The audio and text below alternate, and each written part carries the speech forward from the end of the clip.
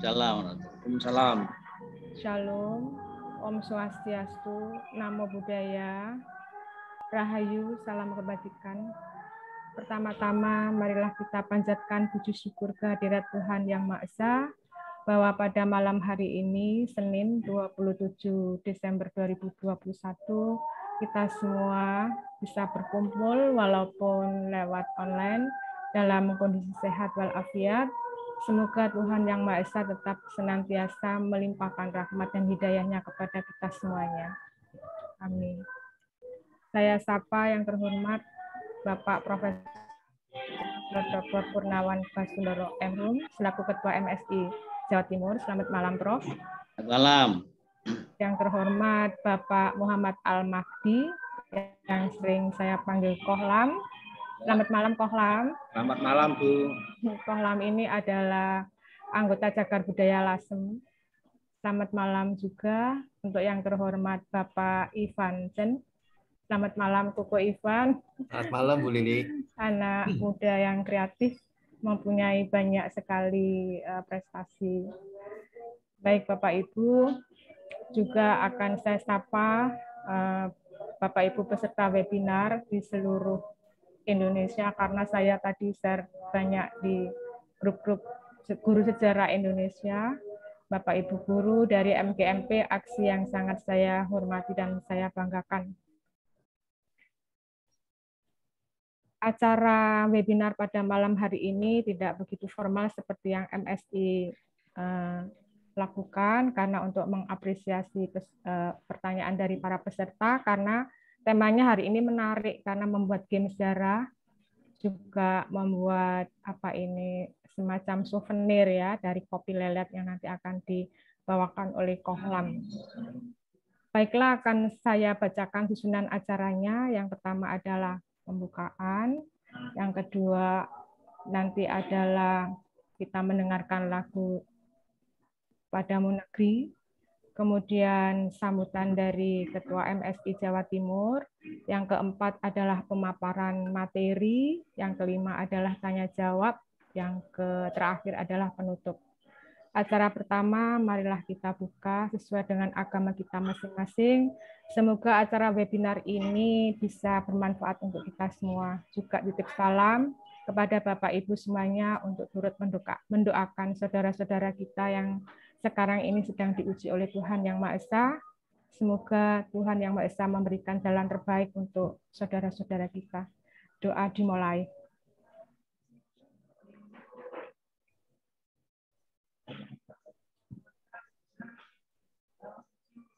Doa selesai. Menginjak acara yang kedua, marilah kita dengar lagu Padamu Negeri, tanda bakti kita kepada negara kita tercinta Indonesia. Kepada Mas Papet dipersilakan untuk memutar lagu Padamu Negeri.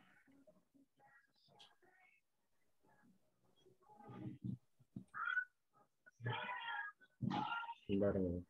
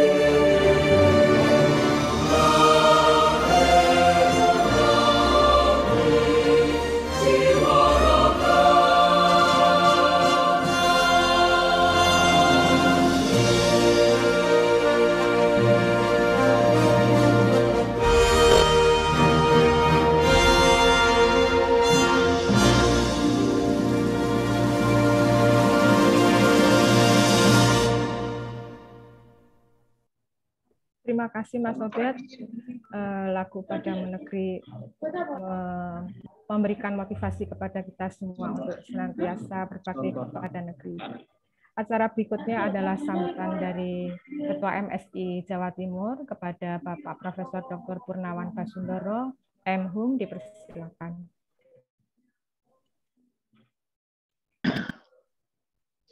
Bismillahirrahmanirrahim. Assalamualaikum warahmatullahi wabarakatuh. Waalaikumsalam warahmatullahi wabarakatuh.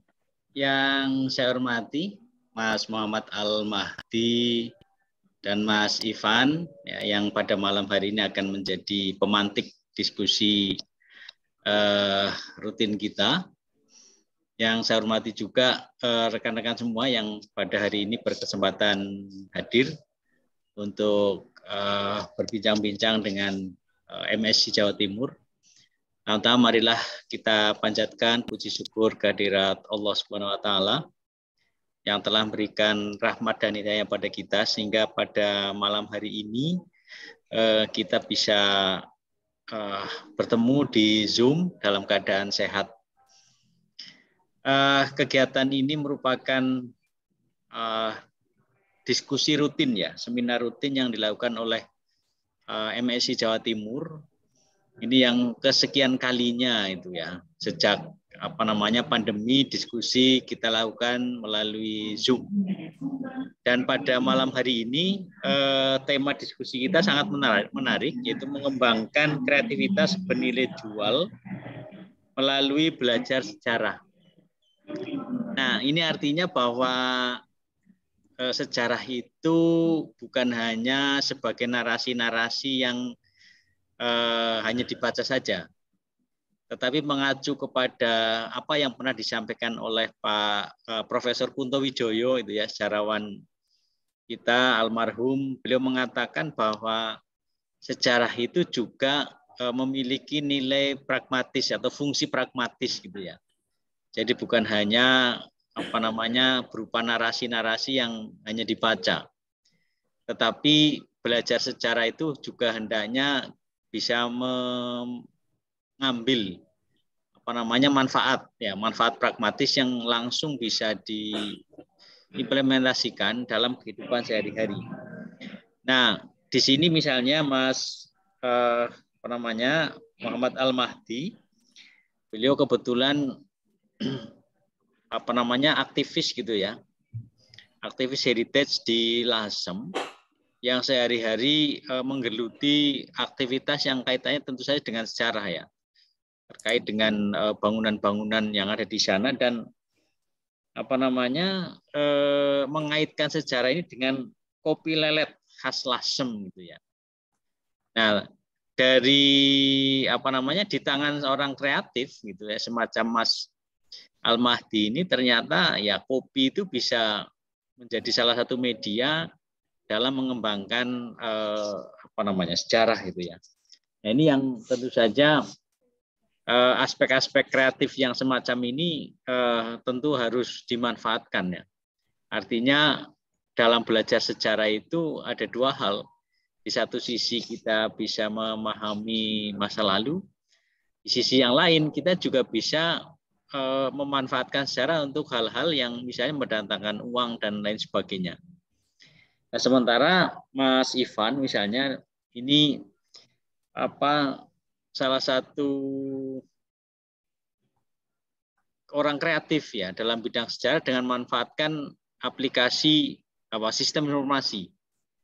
Ya, ini tentu saja juga sangat penting, mengingat bahwa sejarah itu memang harus memanfaatkan berbagai media dalam rangka untuk bisa menarik minat, ya, terutama anak-anak muda. Sekarang ini di zaman milenial semacam ini, kalau kita hanya menyajikan sejarah melalui narasi-narasi tertulis, itu tentu saja akan menjadi tidak menarik.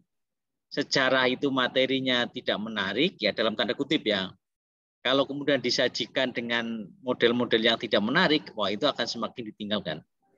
Tapi manakala sesuatu yang kurang menarik kemudian disajikan dengan sangat menarik, nah itu bisa menarik minat, ya, terutama anak-anak muda.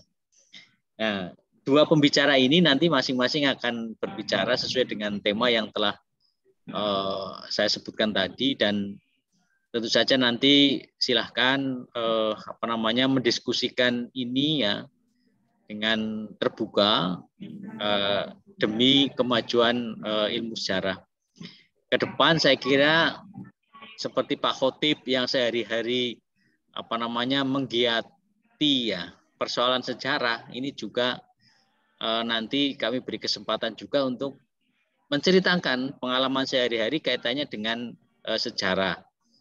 Demikian juga dengan yang lain, intinya bahwa MSI ini menjadi organisasi terbuka, tempat di mana semua yang bergiat di aspek kesejarahan itu bisa menyampaikan hal-hal yang menjadi aktivitasnya sehari-hari, ide-ide dan lain sebagainya demi kemajuan sejarah. Saya kira itu yang bisa saya sampaikan, dan sekali lagi saya mengucapkan terima kasih kepada dua pembicara yang telah hadir yang nanti akan memantik diskusi pada malam hari ini. Terima kasih. Billahi taufiq wal hidayah. Wassalamualaikum warahmatullahi wabarakatuh.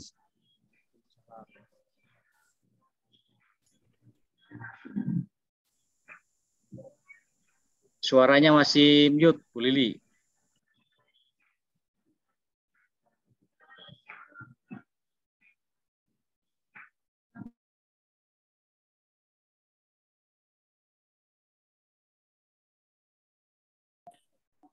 Halo, cek sudah?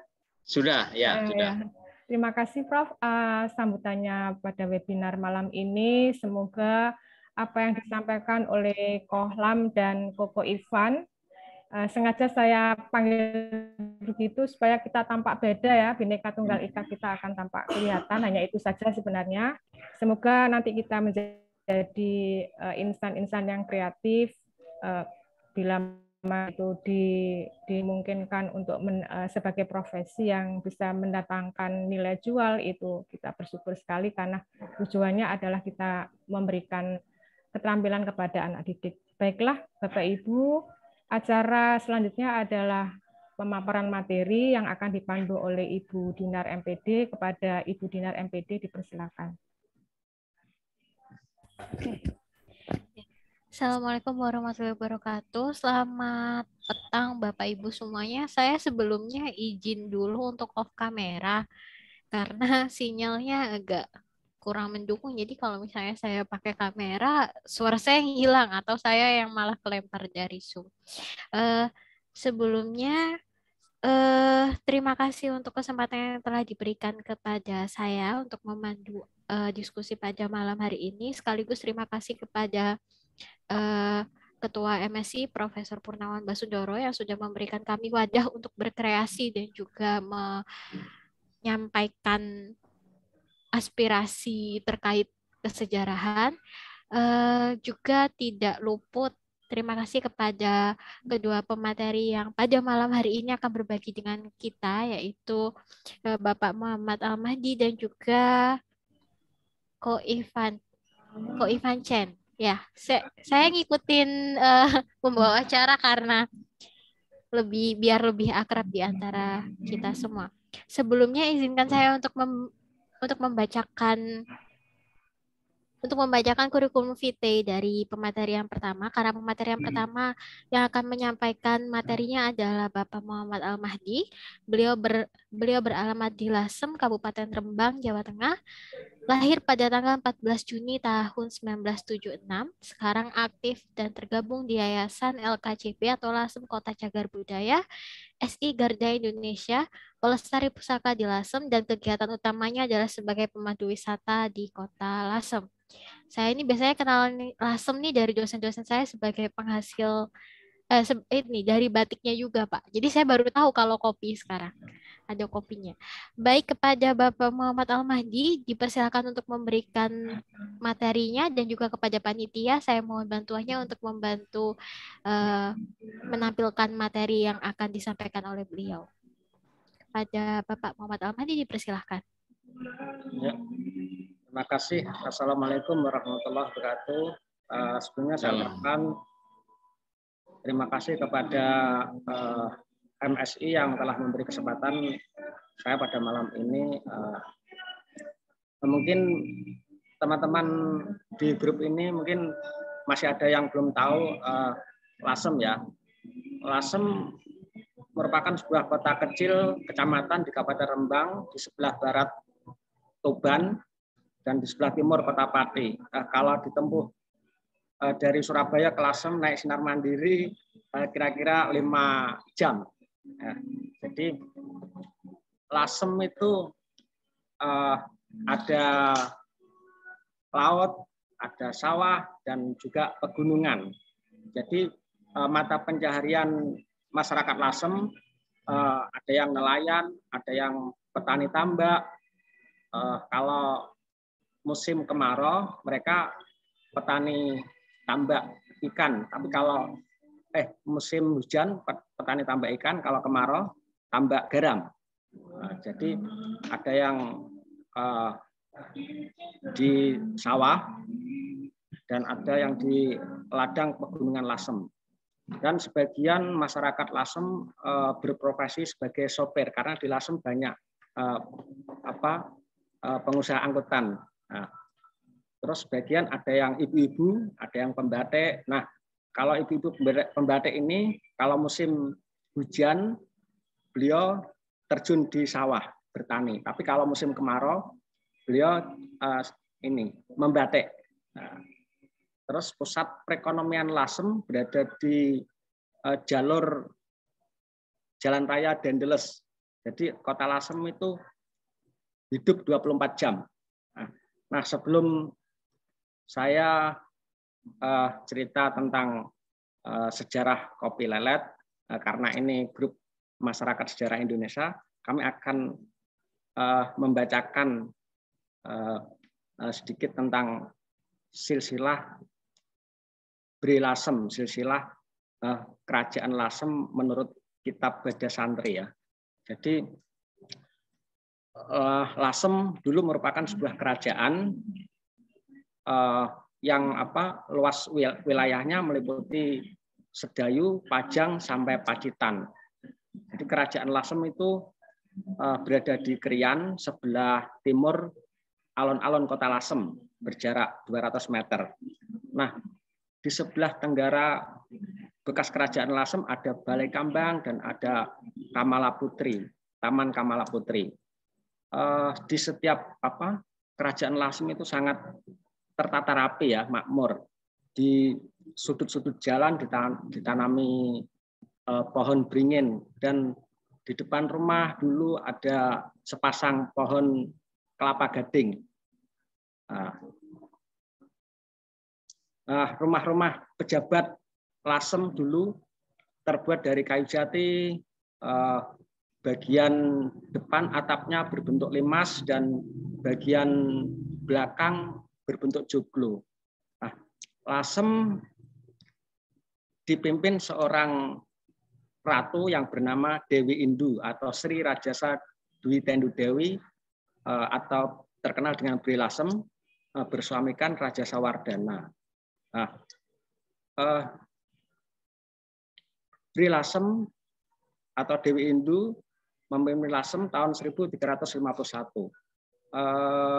Setelah Dewi Indu meninggal, dilanjutkan penerusnya Badrawardana. Badrawardana ini memimpin 30 tahun, kemudian dilanjutkan Wijaya Badra. Nah, pada masa kepemimpinan Wijaya Badra ini tahun 1314 ya. Nah, ini Cheng Ho sama nahkodanya yang bernama Binangkon dari Campa mendarat di Pelabuhan Regol. Nah, nahkoda Cheng Ho ini orang-orang dari Campa ini lihai membatik, menari, memainkan gamelan, terus ahli dalam pertukangan. Jadi batik ini sudah di Lasem sudah ada sejak kedatangan nahkoda Cheng Ho yang namanya Binakon tadi. Jadi batik di Lasem cukup lama sekali. Nah, terus keturunan Wijaya Badra selanjutnya adalah Badranala. Nah, Badranala ini Adipati Lasem menikah dengan Putri Campa, putrinya Binakon yang bernama Binangti. Nah, Badranala ini mempunyai putra dua. Yang satu namanya Wirabajra, yang kedua Santibadra. Nah, Wirabajra ini oleh Wirabajra Kadipaten Lasem yang dulu di Lasem dipindahkan ke Bonang karena di Bonang sudah banyak ini ya pendatang saudagar Islam. Jadi di Bonang itu dekat pantai, ada pelabuhan Regol dulu. Nah,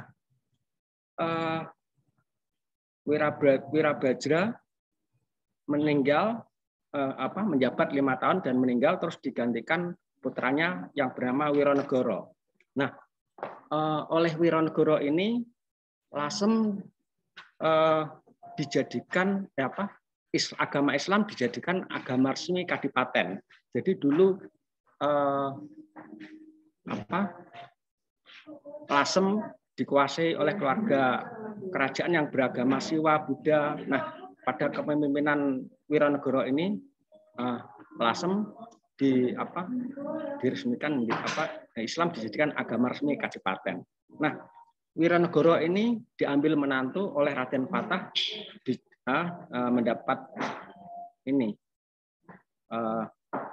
menantu Raden Patah dijodohkan sama Nyi Ageng Maloko ya. Nyi Ageng Maloko putri Raden Patah. Hasil pernikahan Wironegoro sama Nyi Ageng Maloko ini mempunyai 2 anak, yang satu meninggal saat kecil, terus yang kedua namanya Putri Solehah. Nah, Putri Solehah ini diperistri Raden Fatah Sultan Demak. Terus hasil pernikahan Raden Fatah Sultan Demak sama Putri Solehah mempunyai anak Pangeran Surawiyoto atau Raden Kikin alias Pangeran Sekar Setulepen. Nah, Pangeran Surawiyoto ini mempunyai anak lagi namanya Aryo Penangsang yang makamnya di Cepu. Nah, terus saudara kandung Wirabrojo ini yang namanya Santibodro ini mempunyai 10 putra ya. Yang satu namanya Santipuspo, terus ada lagi yang terakhir nomor 10 namanya Santikusumo. Nah, Santikusumo kecil ini umur 9 tahun belajar di Sunan Bejagung, mondok di Tuban Sunan Bejagung, terus masuk Islam, namanya diganti Raden Said Sunan Kalijogo. Nah, terus generasi penerus Santipuspo ini namanya Kusumo Bodro ya. Kusumo Bodro terus dilanjutkan Pangeran Santiwiro. Dari Santiwiro dilanjutkan Pangeran Tejokusumo I. Nah, Pangeran Tejokusumo I ini yang merenovasi Masjid Lasem. Jadi dulu Masjid Lasem sebuah masjid kuno yang sangat menarik ya, sangat bagus ya. Lantainya dari terakota, terus memolo kemuncaknya dari tanah liat yang dibakar, yang ada ornamen kalamakara. Jadi ada gambar patung-patung di atas Masjid Lasem. Cukup unik sekali. Jadi Masjid Lasem sebenarnya masjid yang kuno. Terus setelah Tejokusumo I dilanjutkan Pangeran Tejokusumo II, terus 3, 4 sampai 5 ya. Nah, Pangeran Tejokusumo V ini menurunkan Raden Panji Margono. Nah, saat Raden Panji Margono ini dia sebenarnya penerus Trah Lasem yang berhak menjadi adipati, tapi Raden Panji Margono tidak tertarik dengan jabatan adipati, sementara jabatan adipati diberikan kepada temannya seorang Tionghoa Muslim namanya Wei Engkiat. Nah, terus setelah Perang Jawa I, perlawanan yang bermula dari pembantian etnis Cina di Batavia ini, puncaknya di Lasem. Nah, di Lasem ini, Perang Lasem ini biasa disebut Perang Kuning.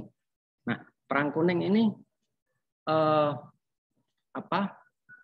sangat menarik ya, karena dipimpin seorang 3 tokoh.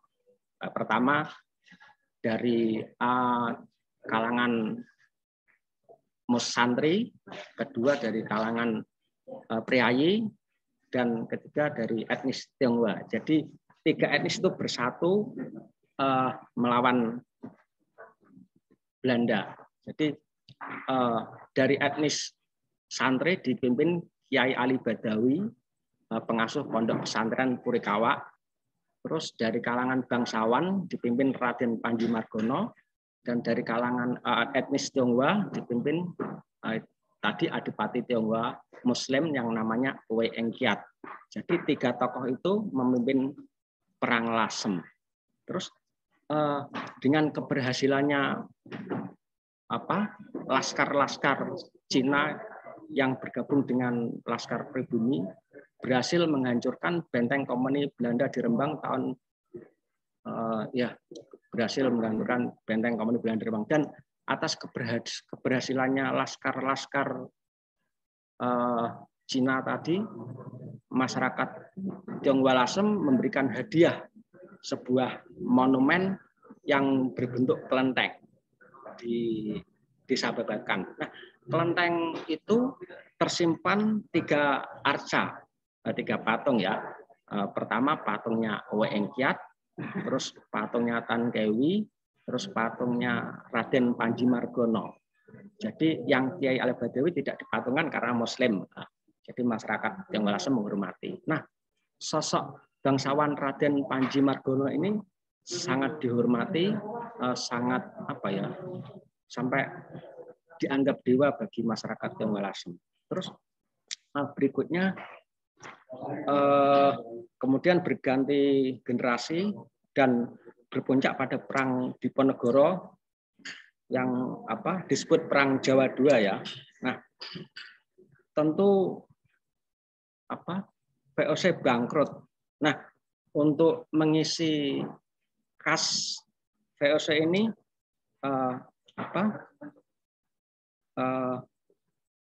VOC ini melaksanakan tanam paksa ya.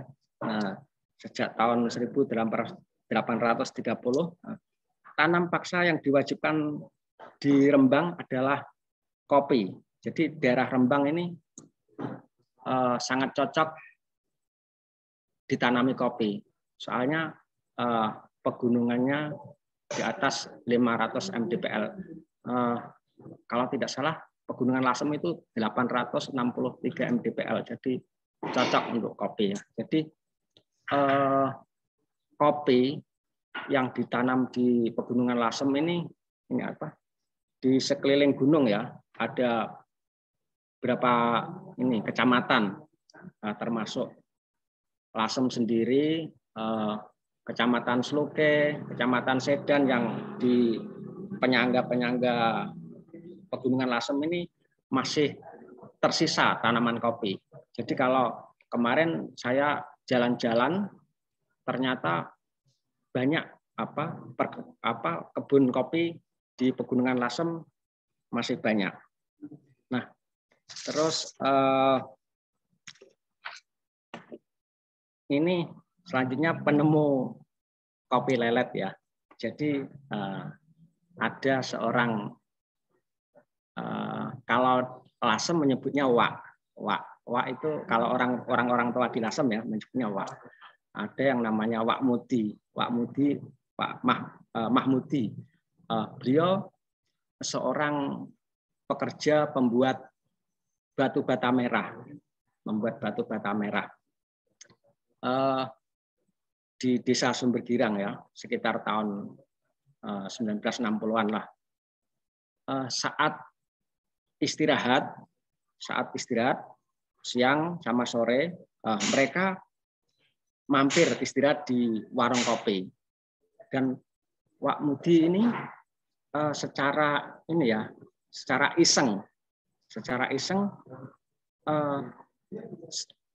setiap habis ngopi, rokoknya ini dileleti sama ampas kopi, sisa ampas kopi ya. Nah, jadi rokoknya dileleti gitu aja. Nah, terus lama-lama kegiatan Mbah Mudi ini, Wak Mudi ini diikuti teman-temannya di warung itu ya. Nah, terus dari situ tiap istirahat kerja membuat batu bata merah itu ngopi dan selalu rokoknya diolesi sama ampas kopi ya. Nah, terus kebiasaan itu diikuti di warung kopi sebelahnya dan begitu terus sampai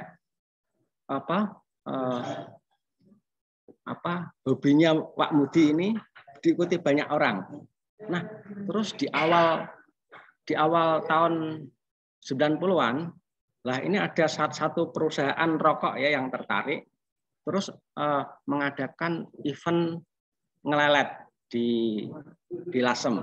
Jadi ngelelet dilombakan. Terus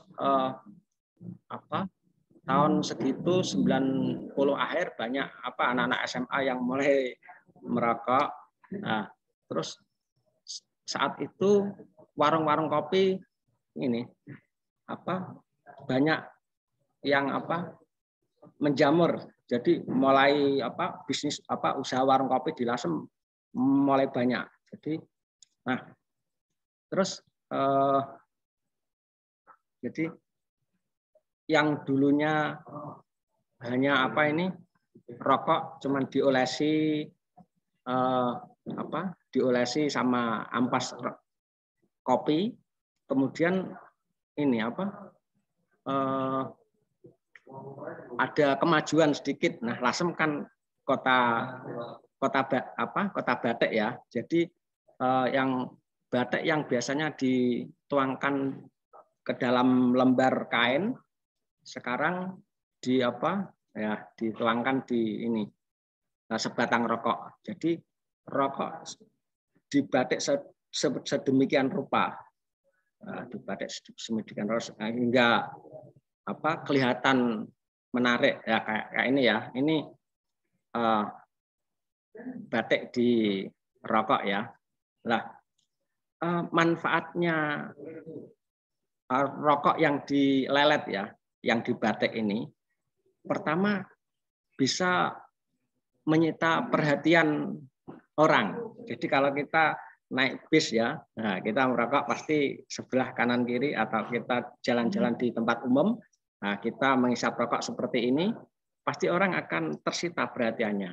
Nah, terus kedua, aroma rokok ini asapnya harum, jadi sangat rasa kopinya tercium. Ya. Terus manfaatnya lagi rokok yang dilelet ini agak habisnya agak lama ya. Jadi proses pembakarannya terhambat sama ampas kopi, jadi sedikit awet. Ya, jadi banyak keuntungan. Nah, terus di Lasem ini ada sebuah warung tertua. Ada sebuah warung tertua. Jadi namanya Warung Wak Tayib. Nah, Warung Wak Tayib ini menjual kopi mulai tahun 1926. Jadi saat itu Warung Wak Tayib membuka warung di Desa Dasun.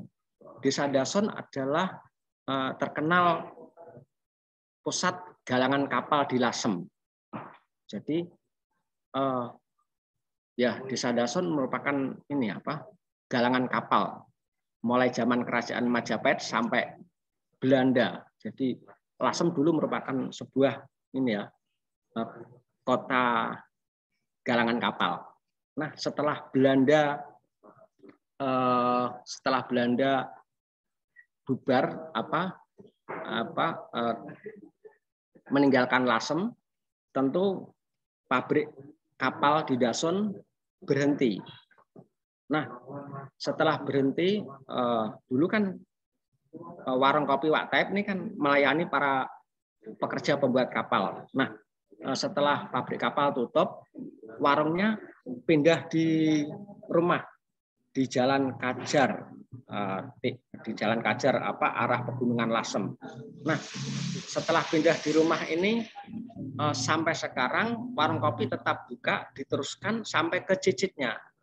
Jadi di Lasem ada seorang penjual kopi yang mulai tahun 1926 sampai sekarang masih tetap mempunyai usaha membuat kopi. Jadi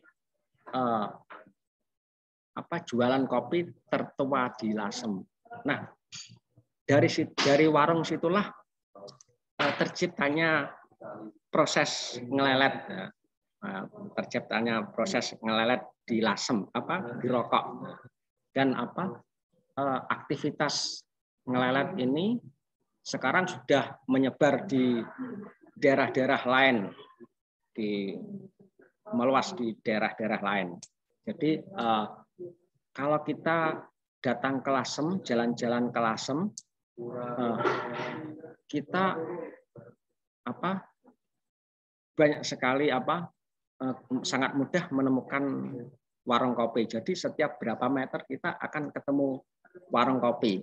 Jadi memang budaya masyarakat Lasem itu terkenalnya ngopi ya. Jadi karena kalau kita di warung lah itu kadang orang yang ngopi di Lasem ini ya cuman membeli secangkir kopi sama sebatang rokok itu bisa berjam-jam di warung kopi, bisa berjam-jam. Bahkan kalau warung kopinya ada papan catur itu bisa sampai 1 hari penuh, warung tutup baru pulang ya, karena main catur itu ya. Dan meskipun kita membeli secangkir kopi sama sebatang rokok ya, sampai setengah hari itu penjual warung kopinya ya enggak marah. Jadi sudah biasa seperti itu. Jadi terus bedanya warung kopi di Lasem ya sama di tempat lain. Kalau di tempat lain kan warung makan, tapi kalau pesan kopi bisa dilayani. Tapi kalau di Lasem ini memang awalnya dibentuk membuka warung kopi. Jadi khusus warung kopi. Jadi yang jadi andalannya memang dibuka warung kopi, bukan warung makan. Jadi warung kopi ya. Kalau di tempat lain kan buka warung makan tapi pesan kopi bisa. Tapi kalau di Lasem beda. Di Lasem memang pada awalnya membuka warung kopi. Nah, terus kita beralih ke cara ngelelet ya. Jadi bisa dipersiapkan alat-alatnya ya. Ini dulu. Tolong Mas Obed ya dibukakan saya pas goreng kopi ya. Saya pas goreng kopi. Saya pas ini. Jadi kopi yang paling enak itu cara sangrai-nya. Ini pakai tembikar, tanah liat ya. Kayak yang digambar itu tanah liat. Kalau istilah Jawanya ngaron ya. Ngaron kurang jelas ya. Nah, terus sangkrainya dari bahan bakar kayu. Kalau enggak kayu pakai arang. Jadi kalau pakai kompor gas nanti aromanya beda. Jadi yang lebih aromanya yang lebih lebih istimewa ya, itu pakai kayu, kalau enggak ya pakai areng. Nah, dengan api yang kecil nanti bisa mendapatkan cita rasa kopi yang khas. Ya. Nah, terus ciri khas kopi lasem ini terletak di kelembutan. Jadi kopi lasem ini sangat lembut ya, karena dibutuhkan untuk ini menggambar, melukis atau membatik. Ya, jadi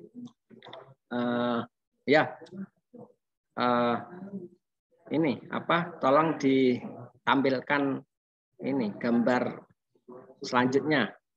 Alat-alat kopi, coba ke bawah sedikit. Nah, kayak ini ya.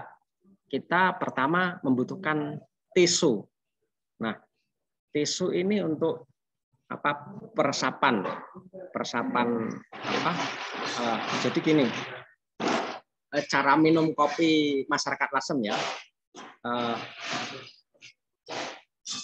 kalau kita di warung-warung di Lasem ya, kalau kita ngopi ini nggak pakai gelas, jadi di Lasem memakai cangkir kecil ya. Nah, nanti di gambar ada cangkir kecil, terus dikasih lepek.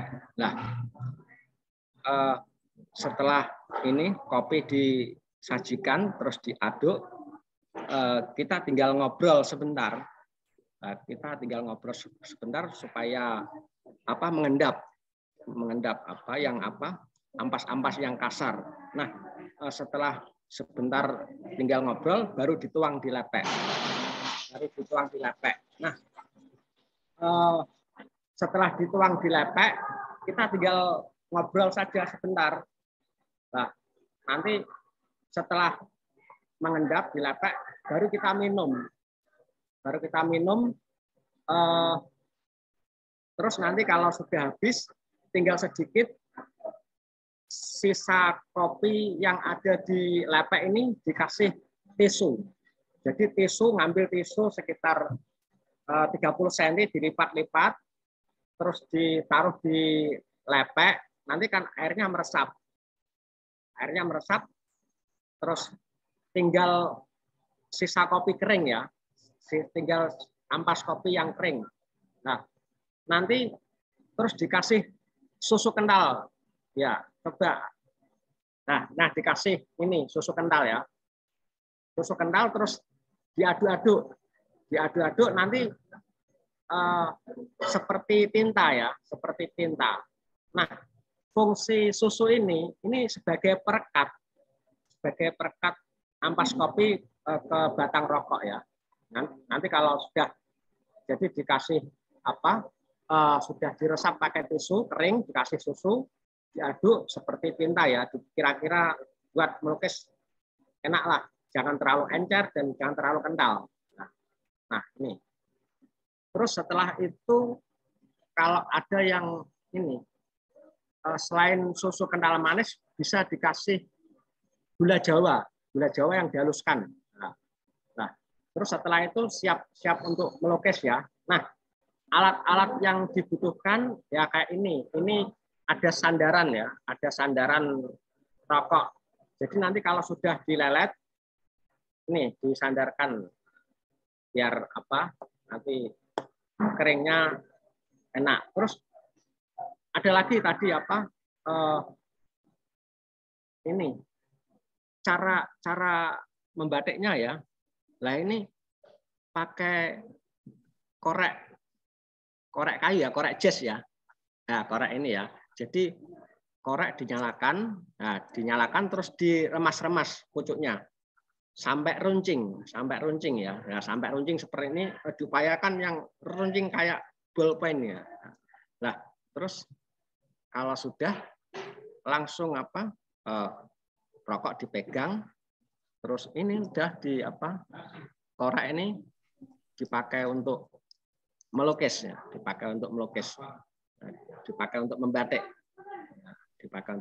Terus ada lagi yang pakai benang. Nah, ini.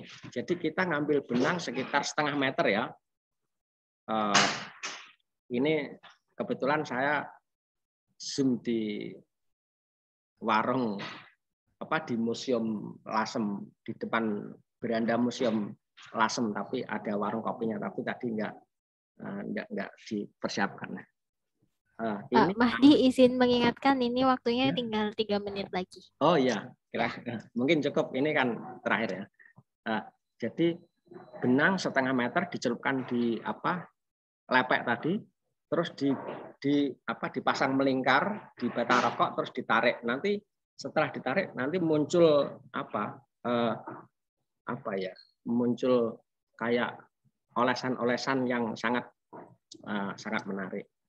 Nah, terus ada lagi sisa ampas kopi itu ditaruh piring terus diputar searah jarum jam. Nah, sampai airnya habis. Nanti terakhir akan timbul kayak lukisan abstrak. Tadi ada foto cewek ibu-ibu yang membawa ibu-ibu yang membawa seperti ini ya. Jadi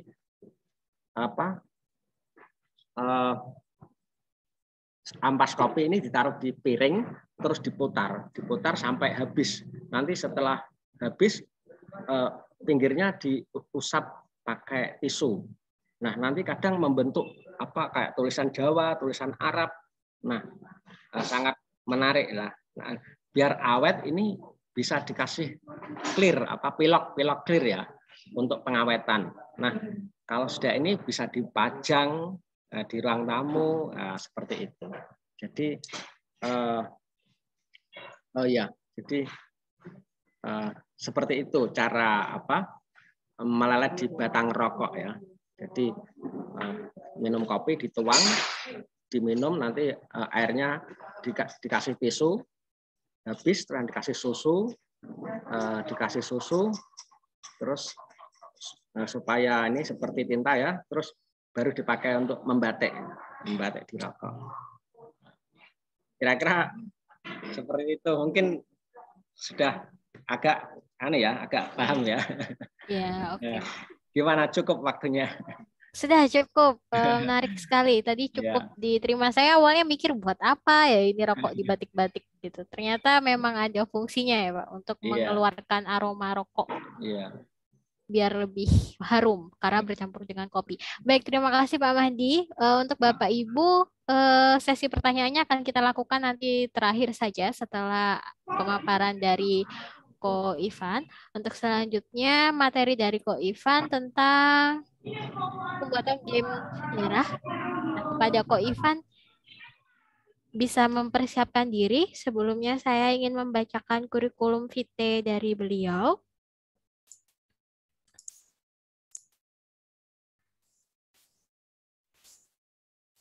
Oke.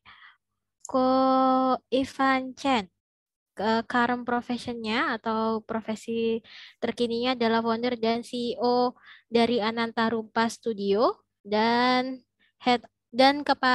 ketua Asosiasi Cakra. Ananta Rupa ini merupakan sebuah pengembang game atau pengembang permainan yang didirikan tahun 2011, basisnya di Jakarta. Selama 8 tahun sudah mengcustom beberapa proyek yang basisnya B2B untuk B2B atau business to business service. Kemudian visinya adalah untuk mengembangkan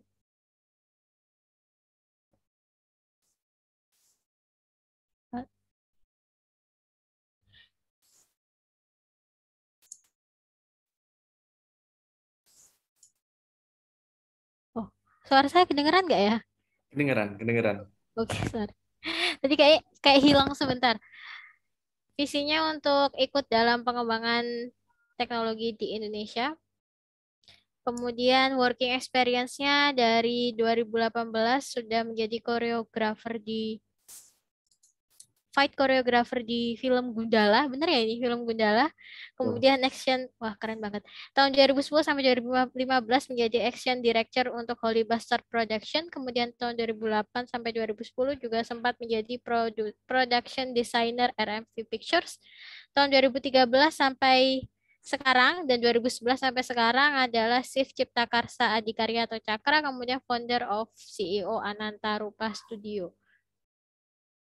Kemudian tahun 2016 sempat memenangkan Winner People's Choice Awards Universal Material Arts Film Festival di Prancis. Tahun 2015 juga memenangkan Winner Best Short Film for You Can See Me, You Can Hear Me Action Pack Film Festival. Tahun 2015 Best Action. Best Action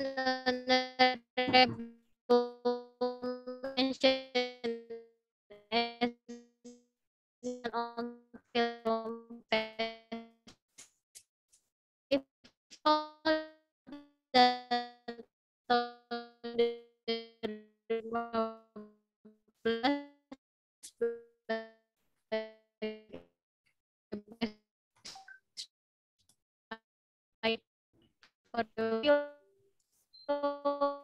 Suaranya nggak kedengaran ya, nggak jelas. Putus ya? Suaranya putus-putus, nggak kedengaran. Suaranya nggak jelas. Dinar,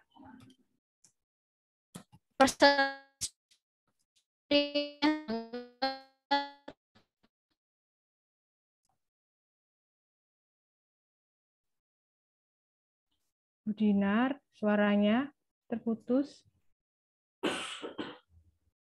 Mungkin langsung ke materi saja. Langsung aja ke pemateri ya. Ya. Mohon Koko Ivan langsung segera mempersiapkan materinya. Ya, terima kasih sebelumnya atas kesempatannya Bu Lili.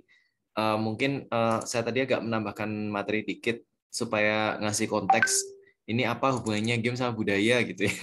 Jadi biar kita bisa berangkatnya sama-sama. Sebelum saya mengenalkan diri, saya mau kasih beberapa ilustrasi dulu.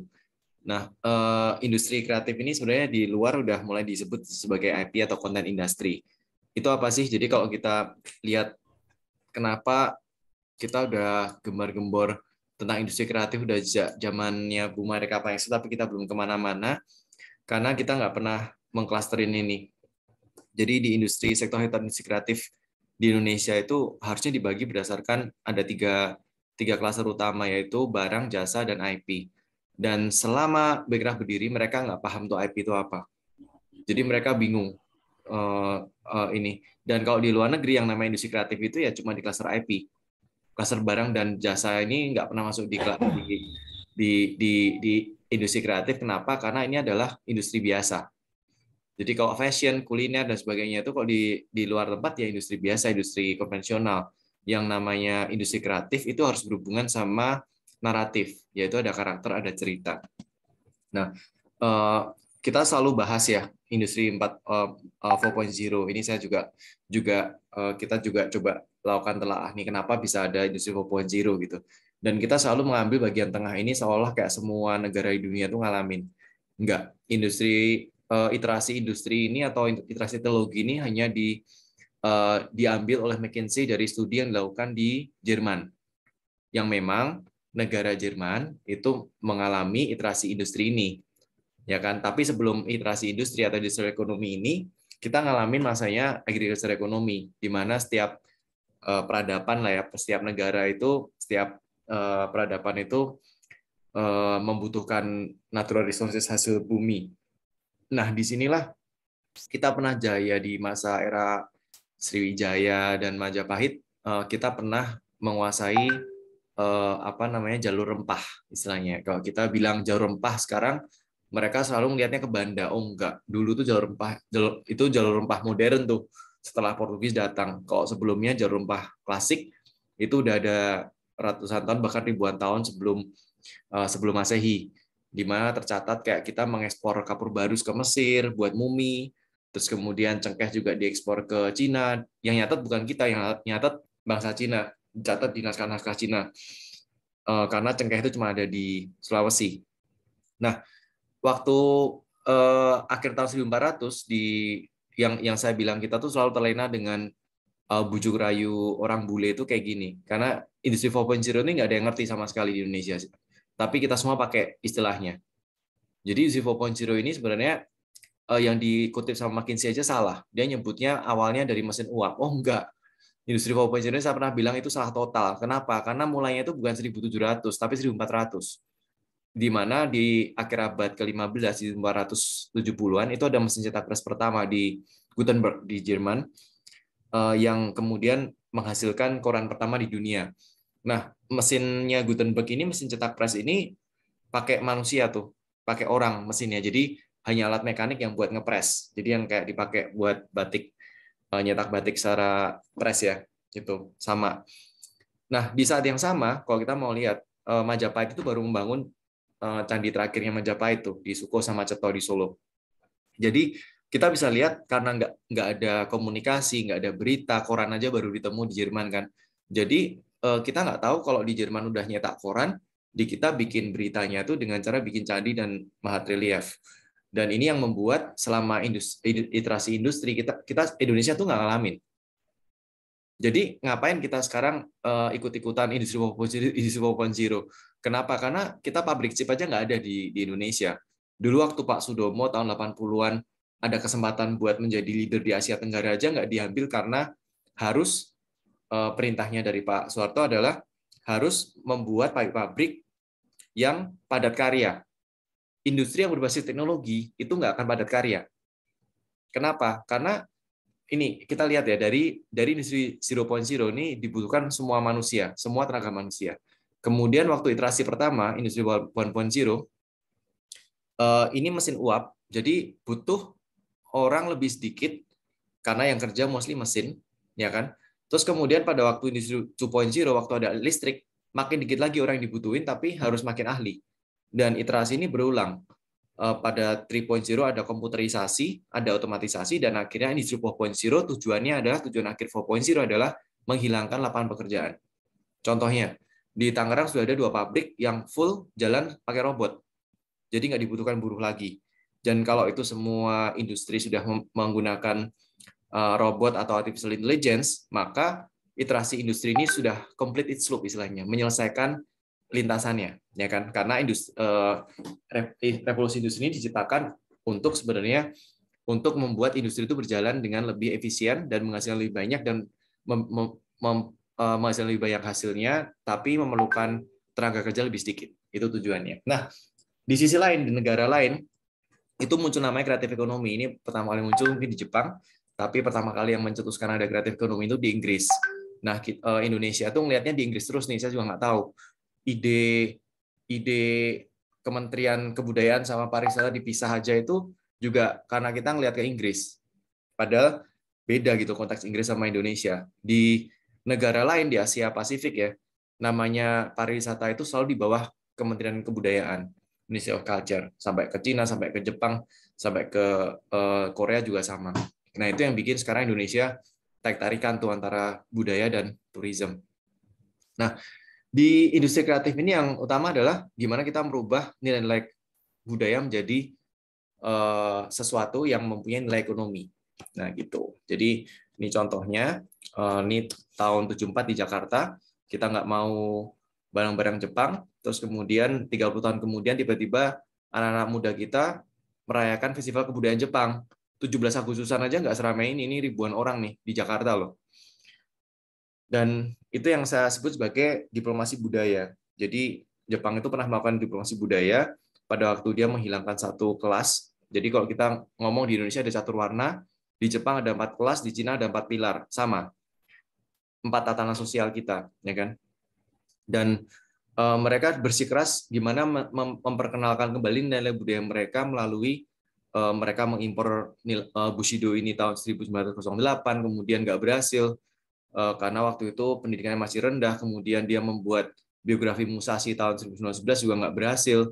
Semuanya nggak berhasil. Kenapa? Karena orang nggak mau dipaksa gitu loh. Tapi pada waktu 1930, waktu ada novelnya nih, Musashi ya, novelnya Jepang pertama kali itu tentang Bushido, ya bukan pertama kali, tapi yang mempopulerkan tentang satu tokoh namanya Musashi. Nah, ini baru Bushido ini dikenal di seluruh Jepang. Kenapa? Karena pada waktu itu semua orang Jepang baca novel.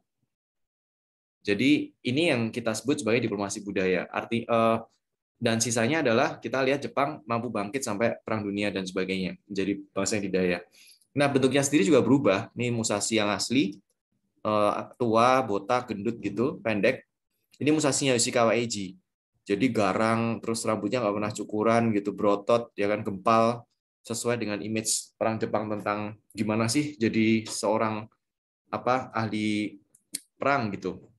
Nah, untuk millennials, Musashinya beda lagi, udah kayak bule, ganteng. Nah, ini namanya transliterasi. Jadi ada atau alih wahana. Jadi ada perubahan desain, perubahan bentuk, tapi value yang diberikan tetap sama, nilai Bushido. Ini contohnya, ini Gundam, ini dari samurai juga. Dan kita selalu bilang kita kaya budaya, tapi nggak pernah kemana-mana. Budaya kita nggak pernah menghasilkan nilai ekonomi ke Indonesia. Kita punya lebih dari 50 jenis gasing, tapi kita lihat harga gasing itu nggak lebih dari 12.000. Jepang itu bikin gasing harganya 200.000, ya kan? Dan ekspornya 12 triliun. Nah, itu yang disebut sebagai ekonomi kreatif. Jadi tadi saya bilang ekonomi kreatif itu selalu berkaitan dengan karakter dan cerita. Ada narasi di situ. Ini sama-sama gasing, tapi satu punya nilai ekonomi, satu nggak ada nilai ekonominya. Ini kriya, ini sektor kreatif. Jadi kalau ini kriya aja gitu. Ini bukan sektor kreatif, ini industri tradisional. Nah, PR kita banyak banget karena kita belum mampu buat pindah ke sini. Kita masih berkutat di sini. Ini Jepang ya. Saya bagi sedikit strategi Jepang untuk strategi budayanya Jepang itu revolving around 6 sektor yang semuanya ada cerita dan karakter. Selalu revolving around itu. Dan game itu masuk ke dalam cultural export di Jepang, di Cina, dan di Korea. Itu di bawah Ministry of Culture, Kementerian Kebudayaan. Nama saya Ivan, tadi saya diperkenalkan, jadi saya akan skip aja. Saya punya asosiasi Cakra. Ini juga kita melihat dari cerita tadi, jadi kita berkumpul orang-orang yang memang jadi leader di animasi, ada film, ada komik, dan musik, dan mainan. Karena kita ingin, kalau kita bisa belajar dari yang sudah proven, kenapa kita harus balik lagi ke 17 subsektor ekonomi yang nggak jelas gitu. Jadi saya pikir kayak gitu. Jadi kita kemarin sosialisasi selama tahun kemarin, kita terus memberikan pendidikan, edukasi ya, ke masyarakat publik maupun ke pemerintah bahwa ini loh, yang namanya ekonomi kreatif itu harusnya berbasis IP.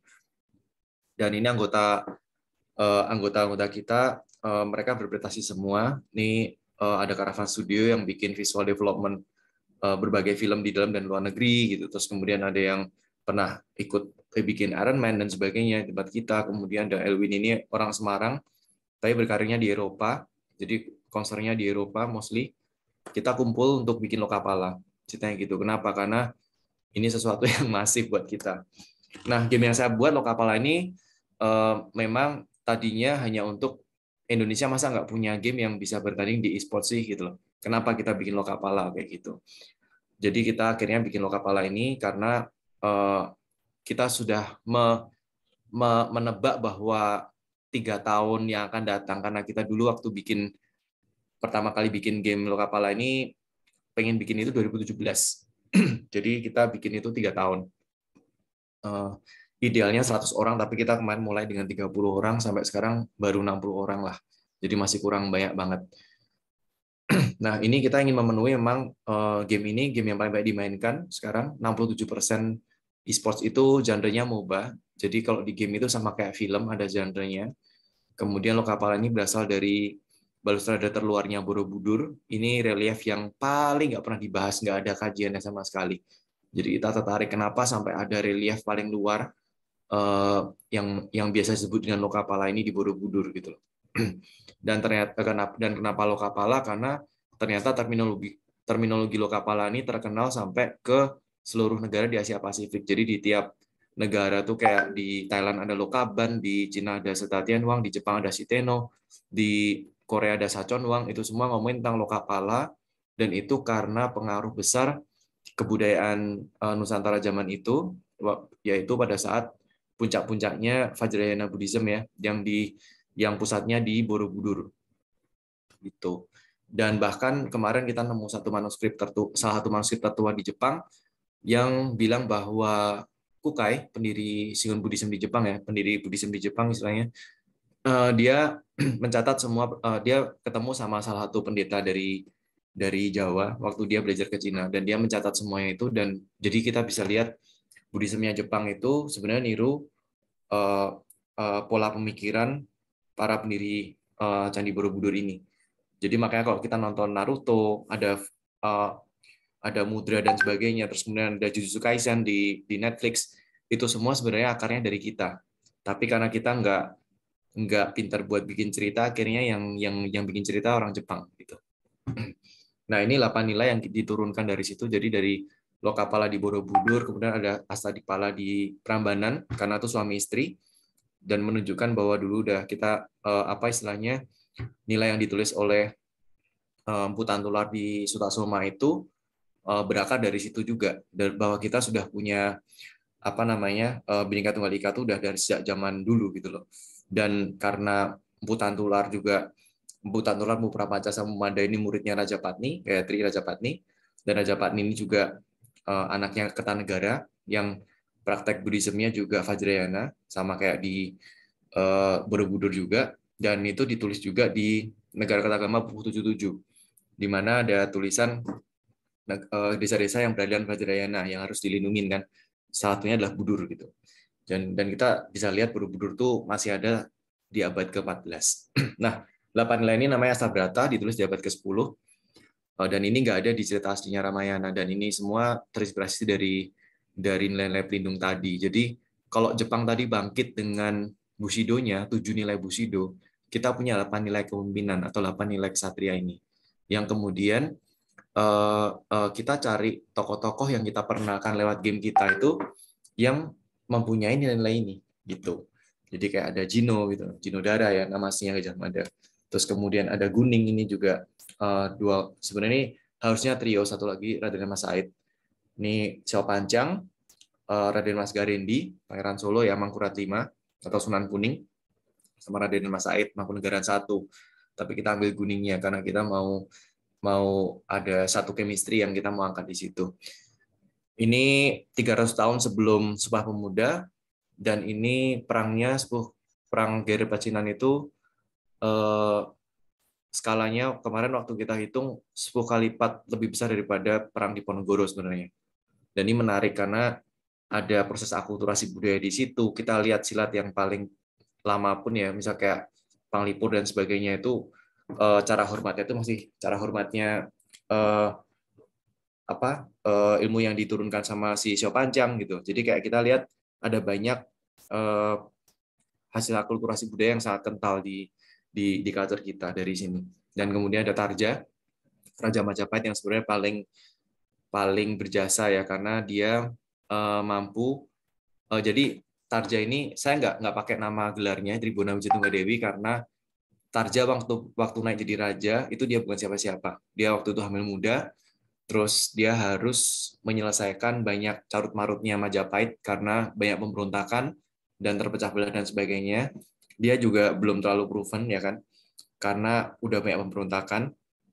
Nah, Astabratanya dia tuh Chandra. Kenapa? Chandra itu kan bulan. Seorang pemimpin harus bisa menjadi seperti Chandra atau bulan, yaitu menjadi terang pada saat kerajaannya dalam kegelapan.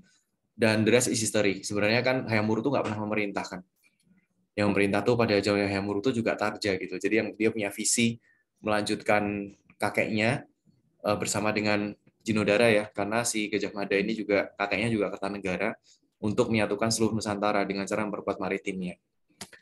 Terus kita juga ada banyak fitur, ya salah satunya fitur pustaka ini kita memperkenalkan banyak elemen budaya Lokapala dalam gamenya. Jadi kayak dia mau tahu elemen mapnya tuh seperti apa, petanya tuh ada di relief apa, kemudian ada di prasasti mana, terus karakternya ada di manuskrip apa, itu kita perkenalkan secara ringan di fitur pustaka di Lokapala.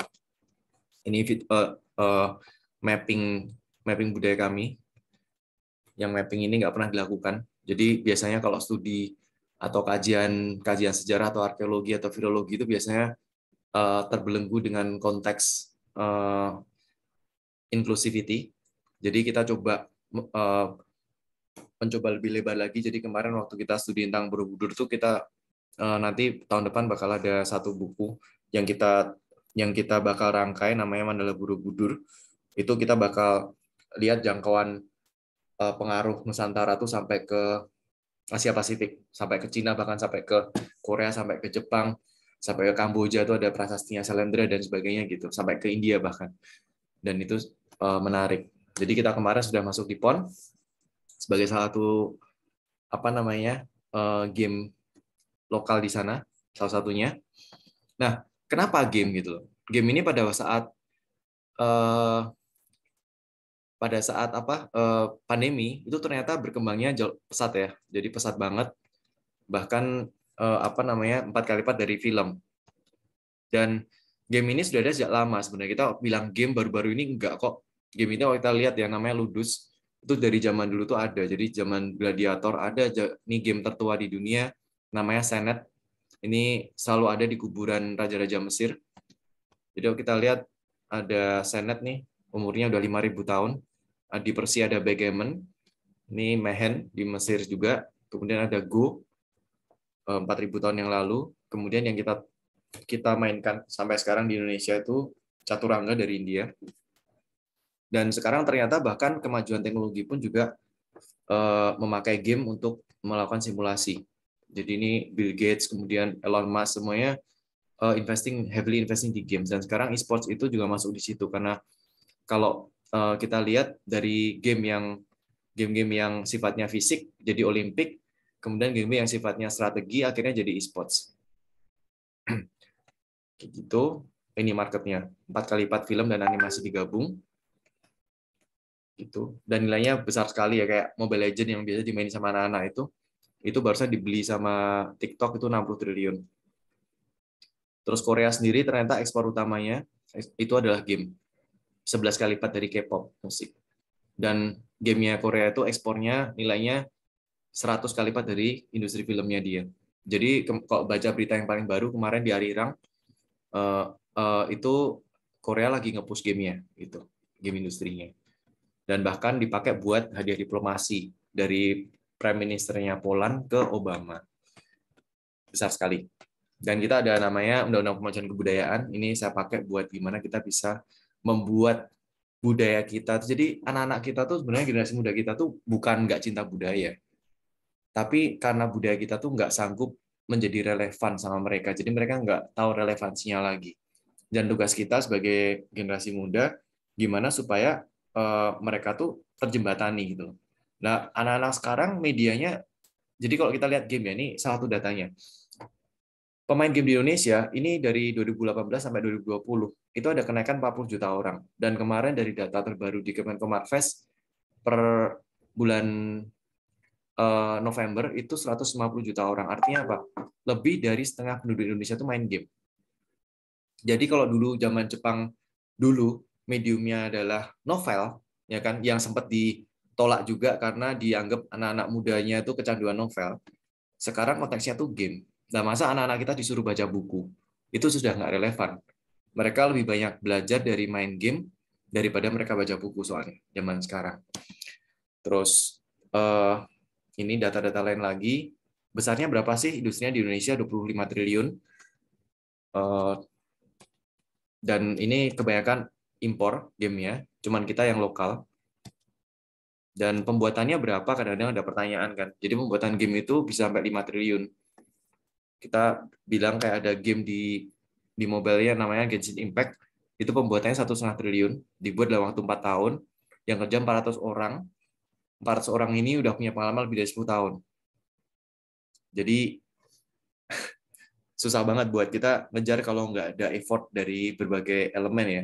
Nah, sekarang kita lihat, ini 400 orang ini kerjanya apa aja sih? Gitu. Nah, biasanya kalau di game yang medium sampai medium ya, di mungkin yang kayak studio kami gitu, kayak mungkin 60 sampai 100 orang itu biasanya terdiri dari bagian produksinya tok, itu terdiri dari 3 bagian. Jadi bagian artnya, yang bikin gambarnya, yang bikin 3D-nya, animasinya, dan sebagainya. Terus kemudian ada desainnya. Bagian game design ini yang paling susah sebenarnya, karena dia harus jago matematika sama psikologi biasanya. Terus bisa ngedesain level dan sebagainya. Kemudian ada bagian IT-nya tuh. Nah, komposisinya biasanya IT-nya itu cuman kalau di game-game yang besar biasanya cuma 10%. Jadi game itu nggak bisa dimasukin ke IT. Kenapa? Karena mostly 90% itu artis. Di bawah saya langsung tuh ada periset, ada arkeolog, ada filolog. terus ada lagi divisi yang IP development itu penulis dan sebagainya. Jadi kayak film ya. Jadi nggak bisa game itu masuk ke IT itu nggak bisa. Kita udah minta sejak Backcraft itu, terus baru diwujudkan tahun kemarin. Akhirnya game dipisah dari IT. Karena nggak ada, maksudnya meskipun berhubungan, tapi nggak bisa dikategorikan seperti itu. Nah, kemarin saya diminta sama Bu Lili buat sharing, bikin gamenya gimana sih? Nah, ini kalau saya bikin, biasanya ngajar kayak gini tuh 1 semester. Jadi saya cuma ambil yang bagian tengahnya aja. Kita ambil secara garis besar aja. Jadi kemarin saya sudah merangkum secara garis besar untuk game design itu seperti apa, karena ini yang paling salah dimengerti. Di universitas yang kayak BINUS aja itu kita cari game design yang ngelamar itu graphic designer. Padahal enggak. Kita lihat game study itu, ya kan? Itu masuknya tuh di cultural studies, studi budaya memang. Yang mostly itu di antropologi, sosiologi, dan psikologi. Nah, game design itu nggak sama graphic design, karena kita harus desain mekanik namanya. Mekanik itu berhubungan sama matematika, udah pasti. Kalau graphic design gambar, beda. Nah, ini kita harus bikin brief konsep di gamenya dulu, kayak genre-nya mau apa, target marketnya siapa, temanya seperti apa, kemudian nanti ada tim yang tugasnya tuh nulis backstory-nya. Jadi kayak kita mau bikin film kan, kita nggak bisa mulai dengan syuting dulu. Kita selalu mulai dengan penulisan dulu. Dan kalau itu udah di-approve, kita baru lanjut lagi tuh. Dari situ, brief konsepnya itu dimatangkan lagi, kita mencari namanya core game loop. Setelah core game loop, kita menentukan marketing strategi atau monetisasi, cara dapat duit dari mana. Kemudian nanti bakal tim yang sama, tim game design itu harus bisa membuat namanya game design document. Itu biasanya isinya game mechanic details, itu isinya angka semua. Jadi game design itu tiap hari berurusan dengan angka. Kayak misal kayak gini, kayak kalau tokohnya itu ngebuk monster, monsternya itu HP-nya berapa, senjatanya damage-nya berapa, defense-nya berapa, tuh harus bisa di-convert jadi hitungan matematika. Jadi formula. Makanya biasa kalau matematikanya di Babe, kita nggak akan terima jadi game designer karena bakal ngaco banget. Dia nggak bisa ngitung kan gitu. Karena yang bikin PR terbesar dari game design adalah namanya balancing, atau gimana membuat kesetimbangan antar karakter dan sama kemajuan karakternya itu sendiri dalam gamenya. Nah, terus tadi yang nulis cerita, ada elemen cerita kan, itu persis sama kayak film. Jadi kita harus nentuin plotnya. Jadi ini juga kita pasti harus ngajar, karena ini nggak terlalu dikenal di kalangan penulis di Indonesia gitu. Tapi di Hollywood ini jadiin standar. Ada namanya Hero's Journey, ada Heroine's Journey. Ini teknik bercerita, naratif. Jadi teknik naratif Hero's Journey ini dipakai di semua tempat. Sampai akhirnya tahun kemarin itu trennya sampai ke pitch buat startup ya, buat bikin perusahaan, kita pitch ke investor, itu pakai pattern ini. Jadi ini penting banget. Kayak kita mau pitch ke investor, ya kan? Yang kita pitch apa? Siapa saya? Challenge-nya apa yang mau saya challenge atau masalah apa yang mau saya pecahkan, dan apa solusi saya terhadap masalah itu, dan saya mintanya apa. Itu Hero's Journey sebenarnya. Nah, ini dari Homo Ludens, ya kan. Nah, ini bedanya sekarang game sama film. Kalau film itu kita satu arah, karena mediumnya itu cuma bercerita sama satu arah. Kalau game itu ada interaksi. Jadi anak-anak tuh main game, jadi ada engagement di situ. Dan ini yang bikin beda. Tapi yang lainnya sama. Nah, ini ini namanya core game loop. Nah, ini yang ini buat mendesain game itu harus tahu ini. Jadi core game loop itu pada intinya adalah kita membuat, kalau pemain game itu nanti main game kita, itu yang dilakuin apa aja sih? Dan itu biasanya dengan cara membagi dengan tiga tahap ya. 3 tahapnya itu apa? Ada action, ada rewards, ada expansion. Cara buat ngerti ini sebenarnya gampang banget. Jadi action tuh gini. Kita anak kecil sekolah buat apa? Itu action. ya kan? Sekolah buat cari kerjaan. Setelah dapat kerjaan, dapat apa? Dapat uang, rewardnya uang. Setelah dapat uang, dapat apa? Oh, nyicil motor, expansion namanya. Dan ini berulang. Jadi kenapa game ini engaging atau apa secara apa ya adiktif gitu, kalau kita ngomong bahasa jeleknya adiktif, karena ya ini mirip sama apa yang dilakukan sama orang-orang pada umumnya. Anak-anak itu sekolah buat apa? Buat cari nilai. Setelah dapat nilai apa? Nanti dapat apa sesuatu, minta dibeliin apa, terus besoknya sekolah lagi, sama. Dan ini sama kayak kita waktu bangun cerita tadi yang nama Hero's Journey, itu diilhami dari memang kehidupan manusia kayak gimana. Jadi kita merasa relate. Ada kan waktu itu orang yang suka nonton film gitu. Nah ini sekarang banyak generasi kita sukanya main game gitu. Dan ini segala macam game itu bisa diterjemahkan dengan core game loop seperti ini. Nah core game loop ini hanya main loopnya, ya kan? Di setiap game implementasinya beda-beda gitu. Kalau ada yang main Clash of Clans, saya nggak usah jelasin ya. Jadi ada Brawl Stars, itu beda-beda. Jadi kayak Brawl Stars itu berantem, ya kan, terus dapat petinya dibuka, dapat koinnya bisa buat upgrade. Terus dia main lagi akhirnya gitu. Jadi ini meng-create namanya core game loop.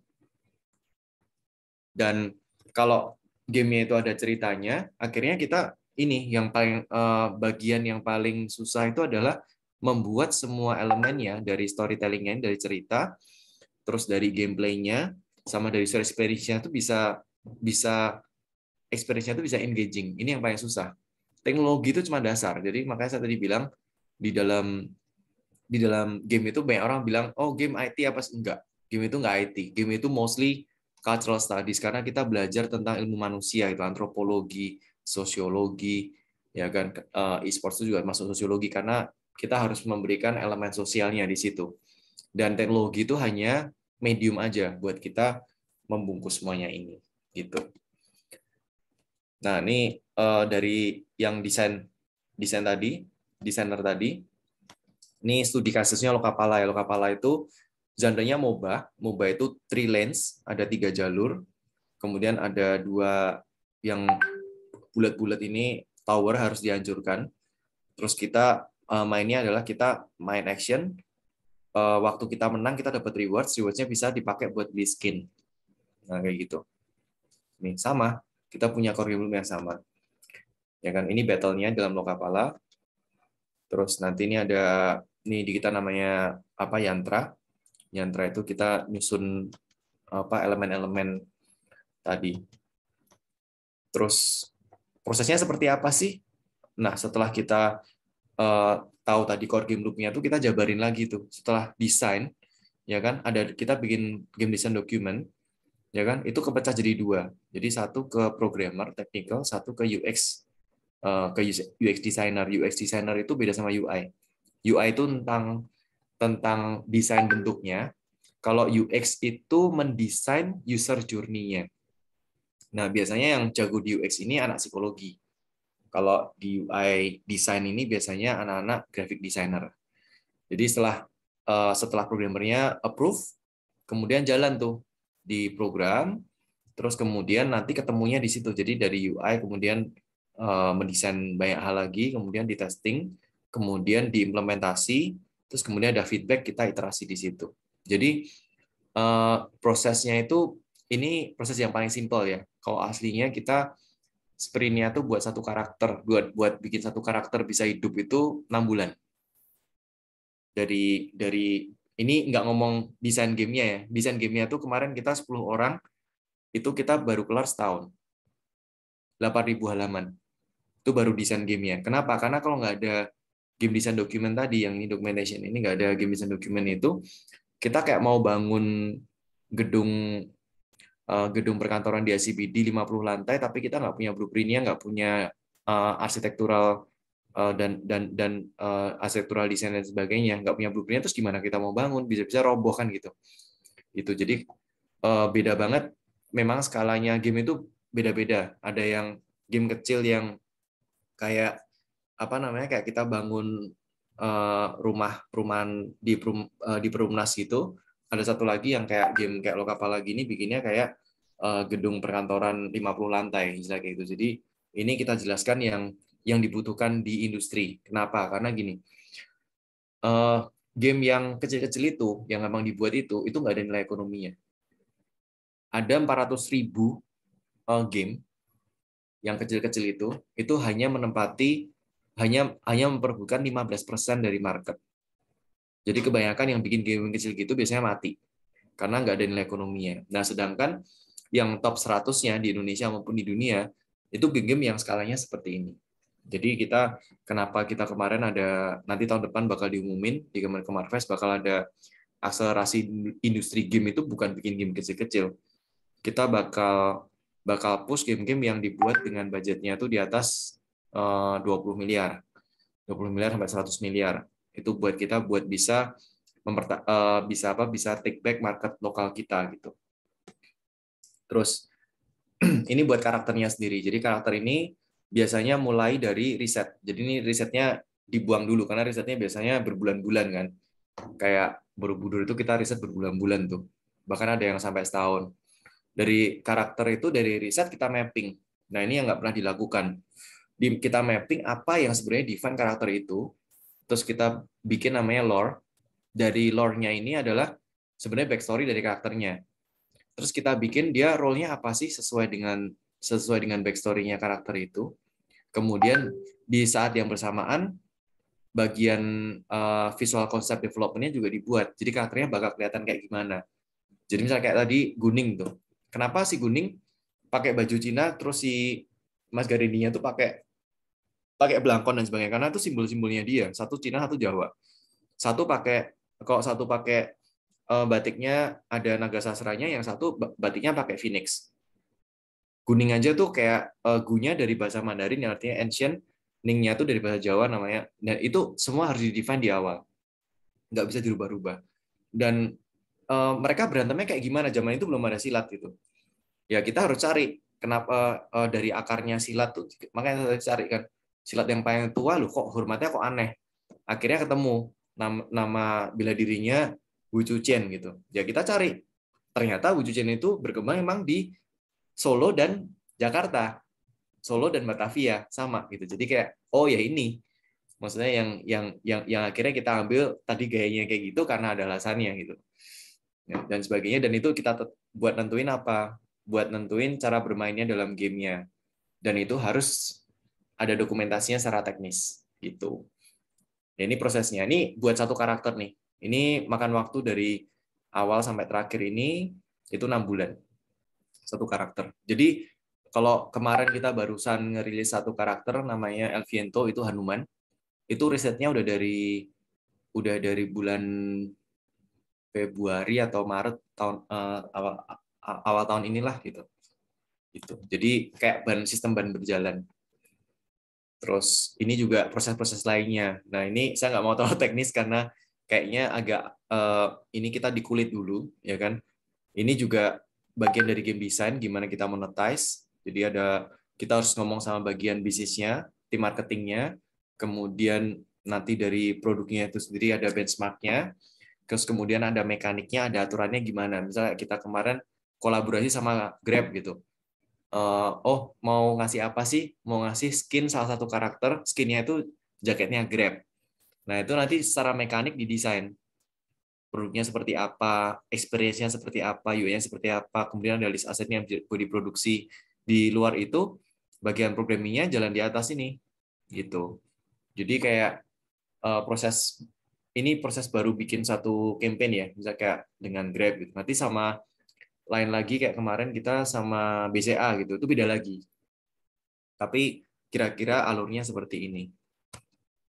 Dan kalau nanti misal ada ketertarikan, misal bakal ada ini nih sekolah-sekolah atau SMK di Jawa Timur, kita kan bakal ada pengen ada pembekalan buat gurunya supaya bisa ngajarin bikin game atau gimana. Ya nanti saya akan bakal tarik dari Game Lab karena ini partner kita nitipin kurikulum di Game Lab ini supaya apa? Game Lab ini udah melatih di Jawa Tengah ya, banyak melatih udah lebih dari 50 SMK gitu di dalam industri game, tapi skalanya emang baru skala yang kecil-kecil. kalau mau sampai kelas ke industri, sampai ke kita juga lihat mereka, tapi harus naik level karena secara teknikalnya sangat berbeda kayak gitu. Kira-kira dari saya itu dulu. Semoga nggak terlalu banyak. Kayaknya terlalu banyak ini. Terima kasih. Oke.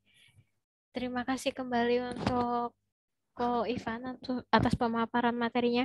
Saya termasuk orang yang setuju banget untuk istilahnya ini memasukkan unsur-unsur lokal dengan kemasan yang modern, dengan kemasan yang itu relatable dengan kehidupan mereka sehari-hari, dengan kehidupan anak-anak sehari-hari. Karena ketika kita ngomongin sesuatu yang buat mereka nggak ada relevansinya, itu buat mereka nggak akan menarik, dan buat mereka ya buat apa saya mempelajari sesuatu yang bahkan nggak ada manfaatnya buat saya. Kadang-kadang kayak gitu. Selama saya ngajar di SMA dan dibandingkan dengan ketika di universitas kayak gitu, yang siswa cenderung berpikir pragmatis. Kalau dia ngerasa ini nggak ada gunanya, saya nggak akan belajar. Kalau ini nggak relatable sama hidup saya nggak akan tertarik. Nah itu saya seneng banget karena ada materi kayak gini, jadi saya bisa tahu oh ternyata ada game yang bisa bikin anak-anak itu engage dengan materi-materi lokal walaupun dengan menyenangkan dan tidak dipaksa, terus masih diimbangi dengan itu tadi yang di pustakanya itu. Jadi itu hal ya, karena kalau misalnya kita ngembangin kayak gini tuh rasanya beberapa orang tuh takut melebar nggak sih sejarahnya itu, takut ada ketidaksesuaian, tapi dari Lokapala bisa menyeimbangkan itu dengan pustakanya tadi. Itu that's a great development. Thank you very much for doing this kind of great project. So untuk Bapak Ibu yang ada pertanyaan bisa disampaikan kepada kedua pemateri, bisa lewat fitur raise hand dan saya akan memilih, kemudian bisa juga lewat fitur chat.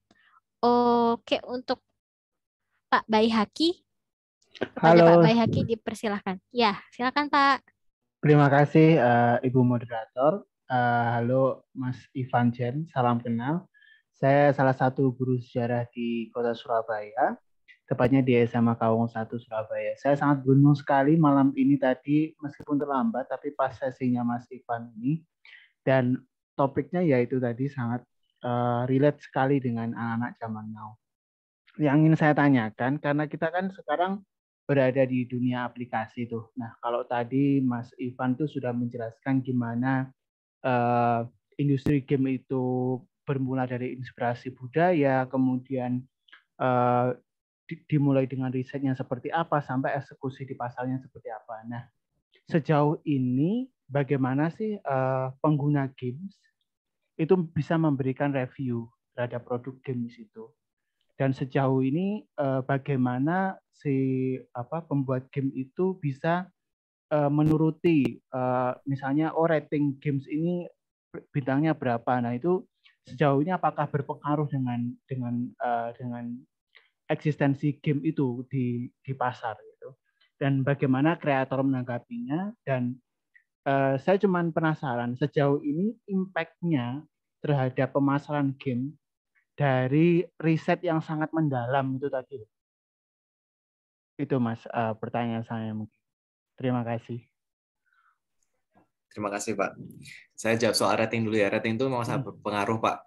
Kita pernah waktu itu, kompetitor kita kan game-game Cina semua ya. Jadi mereka waktu kita rilis pertama kali itu banyak dibom gitu. Jadi kayak ini kita juga nggak tahu siapa yang ngasih rating kan, tapi tiba-tiba jebret gitu, ratingnya tuh sampai 2 gitu. Ya kita nggak bisa balas karena kita nggak ada budget waktu sampai sekarang pun kita nggak ada budget marketing sebenarnya.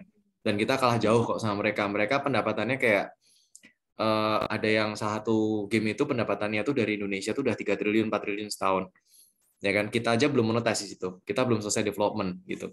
Karena ya tadi itu masih cari funding ya buat menyelesaikan gamenya. Tapi kita udah bisa dimainin.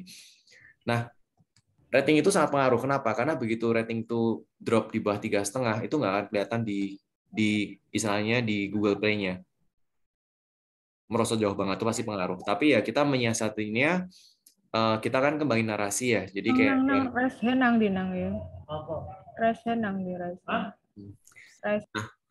tadi pertanyaan kedua adalah gimana kita pengaruhnya apa? Kita risetnya sedalam ini. Jadi basisnya saya emang suka riset. Jadi tapi saya nggak puas sama hasil-hasil apa ya karya-karya kita yang maksudnya kayak banyak ya yang ngangkat soal Majapahit itu bahasnya Gajah Mada gitu. Tapi nggak benar-benar tahu kayak Gajah Mada itu siapa. Padahal kalau kita lihat segampang ini sih Pak, segampang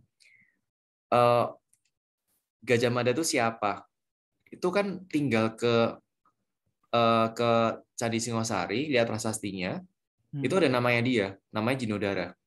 Dan karena dia tuh menjadikan Kertanegara di Candi Singosari, udah jelas dia cucunya Kertanegara.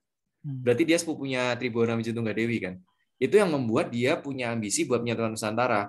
Karena sebelumnya Kertanegara lewat waktu mengirimkan Amogapasa itu kan dia ingin menyatukan seluruh Nusantara pakai Cakrawala Mandara di Bantara tadi. Jadi dari situ kelihatan jelas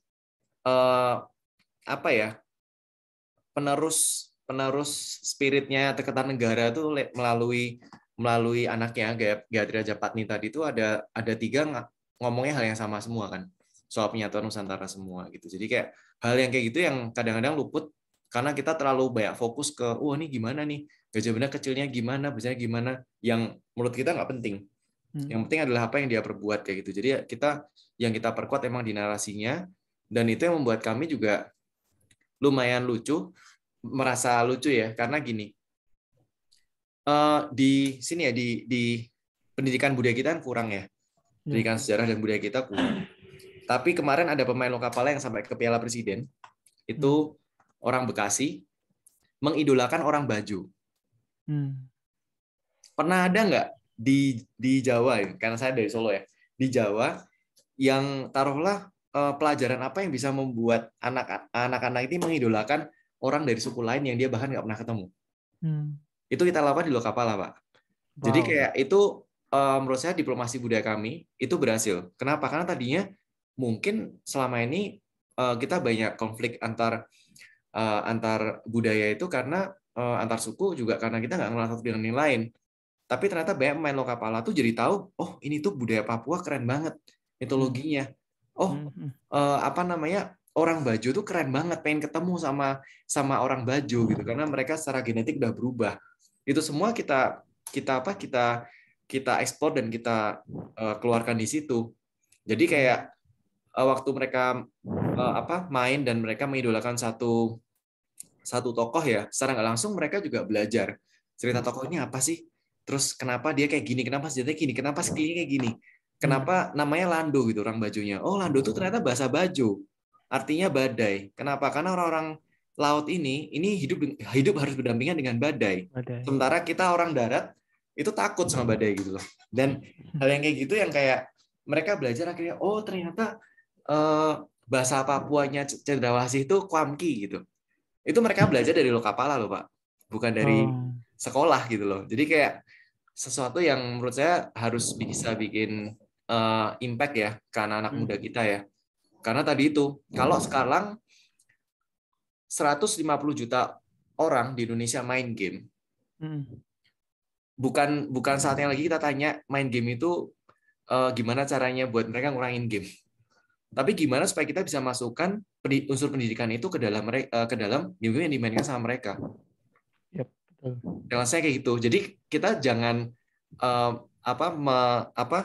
melawan laju kemajuan ya. Kita akhirnya ketinggalan kan. Kayak waktu zaman Pak Domo dulu ditawarin buat bangun pabrik chip ya kan waktu itu. Pabrik chip pertama loh di Asia Tenggara, bahkan Taiwan belum punya pabrik chip. Ditolak. Kenapa? Wah, karena kita harus membuka yang padat karya, karena banyak yang butuh pekerjaan. Jadi cara pemikiran yang terbelakang gini membuat kita selalu akan terbelakang terus. Di negara lain udah mulai ninggalin, udah mulai menghilangkan buruh, kita masih berkutat gimana supaya menciptakan lapangan pekerjaan kayak gitu. Gitu. Thank you, Mas Ivan. Jawabannya sangat luar biasa. Ini perlu dicontoh nih. Ini gimana caranya bisnis game ini nggak semata-mata berorientasi pada cuan, tapi ada misi-misi strategis yang sangat luhur di bidang pendidikan. Jadi connecting the dot-nya antara tradisi atau budaya yang bahkan pelosok yang kita nggak tahu tuh bisa terchannel lewat games. Thank you so much. Terima kasih, Pak. Oke, tadi selanjutnya ada Bu Lili yang sempat angkat tangan ya, Bu? Iya. Iya, Saya tertarik sekali. iya silakan Bu Lili. Koko, ini tadi setelah tahu Koko itu memaparkan mulai dari konsep sampai terakhir tadi itu, yang saya tanyakan apakah itu bisa dilakukan oleh seorang guru, karena memang kita itu ruang lingkupnya adalah pembelajaran sejarah di kelas. Nah, ini saya ambil contoh, misalnya konsepnya adalah tentang wawasan Nusantara, temanya adalah ekspedisi Pamelayu, sehingga nanti karakternya itu antara lain ada Raja Kertanegara, ada Si Mauli Warmadewa, ada Dara Petak, Dara Jingga dan sebagainya, ada Bala Tentra, kemudian core-nya intinya itu adalah persahabatan. Nah, ini bagaimana kalau yang mengemas itu dilakukan oleh seorang? Karena kalau saya lihat tadi kok kan ada departemen-departemen sendiri ya yang melakukan ya, misalnya ini bagiannya ini ada ini. Nah, ini kalau untuk pembelajaran di kelas kan guru. Jadi guru semuanya itu yang mengakses. Ini apakah bisa? Itu saja yang saya tanyakan, karena saya ingin setelah webinar ini mungkin kalau diperlukan workshop nanti akan saya konsulkan dengan Prof. Purnawan. Ini apa juga 6 bulan ya membuat karakternya itu supaya kita tahu gitu loh. Apa tidak bisa dipersingkat, karena tujuan kita adalah membuat game itu singkat untuk pembelajaran di kelas dalam bentuk yang sederhana tetapi mengasihkan, dan siswa itu tahu misalnya tentang wawasan Nusantara yang dicetuskan oleh Kertanegara, salah satunya adalah tentang pengiriman persahabatan ruang lingkupnya ekspedisi Pamelayu, itu bisa nggak kita kemas sendiri gitu? Terima kasih. Ya, menarik Bu. Jadi gini, sebenarnya ini tuh game tuh selalu kerjanya tim ya. Jadi kalau saya justru lebih men-challenge kalau memang komunitas guru yang peduli soal sejarah ini bisa jadi satu, maksudnya di satu proyek itu Bu. Jadi belajarnya bareng-bareng. Dan tahun depan itu memang akan ada rencana buat kita buat melakukan istilahnya transfer knowledge ya. Tentunya dengan nanti misal kayak nanti bisa nih berpartner dengan Game Lab gitu misal. Nggak apa-apa, nanti kita bimbing. Apakah bisa lebih singkat dari 6 bulan? Ya kalau yang melakukan itu sudah profesional bisa. Tapi kalau belum profesional pasti belum. Nah, tapi kalau memang ada visi itu Bu, kita seneng banget bakal dampingin. Kenapa? Karena sebelum kita bikin gamenya, biasanya ya kalau di tempat kami, itu diberesin dulu narasinya. Ya kan? Saya setuju banget kayak visinya Kertanegara ini adalah tentang wawasan Nusantara. How? Latar belakangnya apa?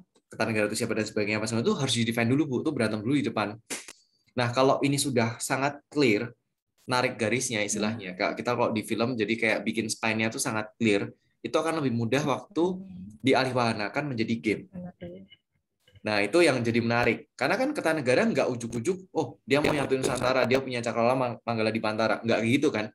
Tapi kenapa dia kayak gitu? Kita harus lihat, Kertanegara ini ternyata dia Adan Fajrayana. Dia pasti kedengaran masih sesuatu yang pernah dilakukan di era Borobudur zaman dulu. Nah, ini kan ditarik garisnya dulu.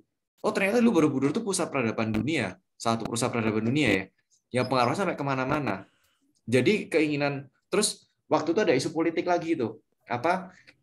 Cina sudah dijajah sama Mongol. Waktu Cina Utara jatuh ke tangan Mongol, ada utusan Cina yang pertama buat ngasih tahu Kertanegara itu kan ngasih tahu bahwa dinasti Song udah jatuh ke tangan Mongol. Makanya dia udah lihat tanda-tanda itu, karena dia kan istilahnya kayak ya pasti ada berita di mana-mana ya waktu itu lewat jalur laut dan sebagainya, dan dia mempersiapkan itu karena dia lihat sebelum deklarasi Juanda dia udah melihat bahwa laut ini bukan pemisah tapi jadi kekuatan. Jadi dia gandeng Dharmasraya yang dulunya Sriwijaya, ya kan, yang orang-orang Selendra itu dulunya bangun Borobudur dan sebagainya, itu mereka kuat di laut, mereka orang-orang laut. Jadi dengan menyatukan maritim dan agraris ini, baru Nusantara bisa jadi sesuatu yang utuh. Makanya Cakrawala Manggala Nusantara. Tapi sebelum sampai visinya dia selesai, udah ada pemberontakan dari gelang-gelang dan sebagainya, ya kan? Yang itu pun juga nggak salah kalau kita lihat. Kenapa? Karena kita lihat, oh ternyata memang telah resminya Isyana tuh memang dari gelang-gelang, Bupati Gelang-gelang, ya kan? Ya jadi kayak kita bisa narik garis bukan semata-mata oh ini karena ada pemberontakan. Nah dia berontak kenapa? Karena emang terahnya Isyana dari situ. Dan ini harus clear banget Bu, karena kalau enggak saya tuh ingat pelajaran sejarah saya tuh cuma ngapalin tahun, tokoh sama peristiwa. Tapi nggak ada yang jahit. Kenapa bisa jadi kayak gitu? Dan ini bakal sangat menarik karena ternyata dari situ sampai ke Majapahit pun yang berusaha mewujudkan ini kan keturunan Kertanegara sebenarnya. Ya kan? Kayak yang ngajarin Muprapanca Mutantula sama Pumada aja Gayatri Ajapatmi. Pancasila lahirnya dari situ gitu. Pancasila dan Bhinneka Tunggal Ika di bukunya Sutasomanya Mutantula. Jadi kayak kita waktu merangkai ini terus waktu kita merdeka diputuskan bahwa wilayah Nusantara ini sama kayak yang di Desa Warnana, itu kita merajut apa ya akar budaya kita jadi lebih lengkap gitu sebenarnya. Menarik. Gitu ya Bu ya. Jadi nggak apa-apa Bu, ini memang butuh proses Bu, nggak bisa instan. Tapi kita harus mulai dengan narasi tadi Bu. Karena saya percaya Nusantara ini kan kaya ya, jadi kayak ya emang kita harus gali gitu. Dan nantinya ke depannya kita bakal extend ya Bu ya. Jadi kayak nanti fitur pustaka kita tadi, kita akan extend mungkin biar bisa dipakai oleh, kalau nanti bisa dibangun game-nya lain, nanti bisa akses fitur itu juga. Dan bisa ditambahkan juga. Jadi kayak semacam pustakanya yang versi light-nya lah gitu biar anak-anak juga bisa bandingin oh ini tuh dari ini gitu. Gitu Bu. Oke. Terima kasih Ko Jadi Ivan kita untuk buat kita buat semacam diskusinya dulu ya. FGD dulu nggak apa-apa. Kemudian ada sempalan-sempalan atau rangkaian-rangkaian di sini yang diklik anak-anak yang misalnya klik A ini adalah tentang gelang-gelang ya. Yes, betul. Raja dari Kadiri ketika nanti menyerang ke Kertanegara, ketika Kertanegara itu sendiri ya pasukannya banyak dikirim ke Pamalayu ya, ke Melayu sana. Terus kalau klik ini tentang dinasti Yuan Kublai Khan yang mau mengirimkan utusannya ke Kertanegara, demikian ya Bu ya. Iya betul. Dan itu akan jadi sangat menarik kan Bu, karena kemarin itu kita tuh kan selalu gini, ada koridor-koridor yang kita nggak berani, kadang-kadang nggak berani ditarik sama sejarawan kita karena informasinya dikit. Nah kalau kita punya mappingnya, kita jadi tahu mana yang harus ditarik kan garisnya gitu. Kayak misal kayak kemarin yang pas di zaman saya dulu, mungkin kayak 8 tahun yang lalu kali ya, 8 tahun yang lalu tuh saya sempat berantem sama salah satu arkeolog senior kan, yang sudah sepuh juga. Kenapa? Karena dia bilang Majapahit itu nggak ada bukti-bukti kekuasaannya tuh di luar Jawa Timur gitu, ya kan? Ya saya bilang saya back to differ dan saya sebenarnya juga udah nemu bukti-bukti bahwa lah kalau yang kita cari itu prasasti ya mungkin nggak ada gitu loh. Tapi saya ambil contohnya aja ya Bu ya. Salah satu bukti bahwa Majapahit itu negara vasalnya sampai ke mana-mana, sampai ke Malaysia, sampai ke Thailand Selatan, sampai ke Filipina dan sebagainya adalah laporan-laporan dari Portugis, Spanish dan sebagainya itu bahwa mereka waktu sampai di sini tahun abad ke-16, kerajaan-kerajaan Melayu, kerajaan-kerajaan di Thailand dan Filipina ini itu mereka punya cat banknya Majapahit kan, yang ditaruh di museum di New York. Dan saya udah bilang kemarin museum di New York itu salah tahun. Kenapa? Karena kalau dari catatan Mahwan, waktu Cheng Ho datang ke Majapahit aja, itu pas pesta pernikahan mereka membunyikan meriam, mereka bingung kok semua orang punya meriam gitu. Jadi banyak banget memang diproduksi massal, ada capnya Majapahit gitu.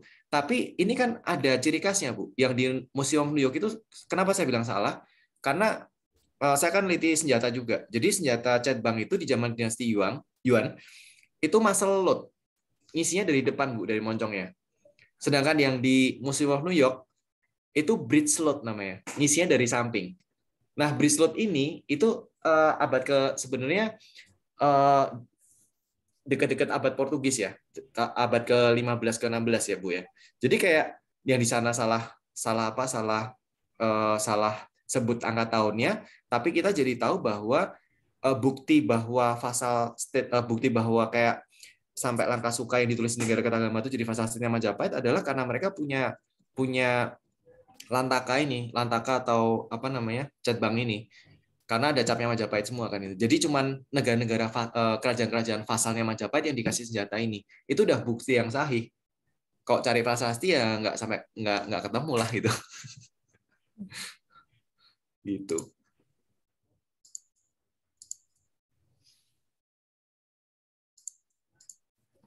Bu Dinar, dilanjutkan. Terima kasih, Ko. Ya, sama-sama Bu. Dinar. Halo, Bu Dinar. Maaf Bu, tadi masih di mute. Terima kasih Ko Ivan untuk jawabannya. Untuk pertanyaan terakhir ada dari Pak Yudi dari STKIP PGRI Sidoarjo. Izin bertanya, apakah terdapat pelibatan sejarawan atau akademisi dalam penelusuran sumber saat merancang storyline, figur, atau latar belakang pembuatan game? Itu saja. Ya, kalau saya pribadi, saya sering berdiskusi sama Pak Profesor Agus Arismunandar, karena beliau kan memang studinya memang yang klasik ya, misalnya sejarah klasik. Terus memang ada berbagai diskusi ya, jadi kita emang ngumpulin. Tapi lebih khususnya lagi adalah karena kita juga terima anak-anak dari arkeologi dan filologi. Jadi mereka bisa melakukan riset, terus mereka bisa melakukan cross check dan sebagainya. Bahkan kemarin sampai ke kita nggak ngambil dari yang studi sinologi karena hampir nggak ada kan. Kita kemarin nemu naskah yang Jepang maupun Cina itu juga dari orang-orang yang memang belajar sampai ke situ. Dan sampai akhirnya oh gila ya ternyata di satu sejarahnya Cina pun mencatat tentang si pendeta yang dari Borobudur ini gitu loh. Terus ternyata gurunya yang orang Cina ini belajarnya juga di Jawa gitu, belajar Buddhisme juga di Jawa. Dan itu kan kayak gila, kita nggak punya catatan, mereka punya catatannya. Dan itu yang bikin waktu kita konfirmasi ke sejarawan kadang-kadang nih ya, ego sejarawan kita tuh kalau mereka nggak nemu, mereka suka defensif. Jadi sejarawan kita tuh yang sepuh-sepuh tuh kadang-kadang kayak ini gini-gini loh, dari mana? Dari manuskrip ini Pak. Manuskripnya kan dari manuskrip kuno di Cina gitu. Terus komentarnya cuman, ngapain kita percaya manuskripnya dia loh? Kalau dia jelek-jelekin Indonesia, kita nggak percaya nggak apa-apa. Lalu dia ngomong pendetanya dari Jawa loh, gitu loh. Kok kita nggak percaya gimana? Terus waktu digali-gali ternyata alasannya sesimpel, ya saya kan nggak bisa bahasa Cina kayak gitu. Jadi kayak itu yang bikin kita tuh selama puluhan tahun narasi budaya, narasi sejarah kita tuh nggak kemana-mana. Karena ada yang gatekeeping ya, ada yang jagain apa namanya, ada yang jagain gerbangnya ya gatekeeping tuh.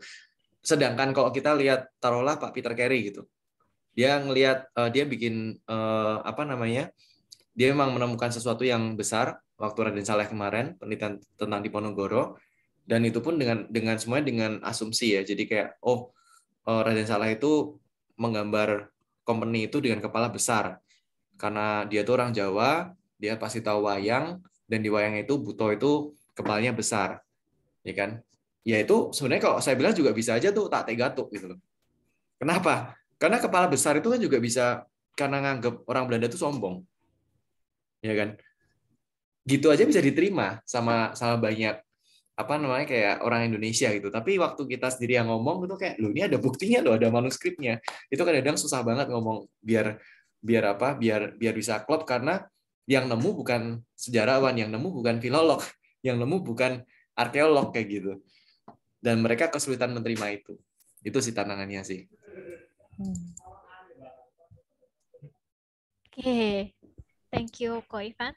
Jadi memang harus ada ini ya, harus ada apa sih kalau kita bilang, yang penting esensinya nggak lepas gitu.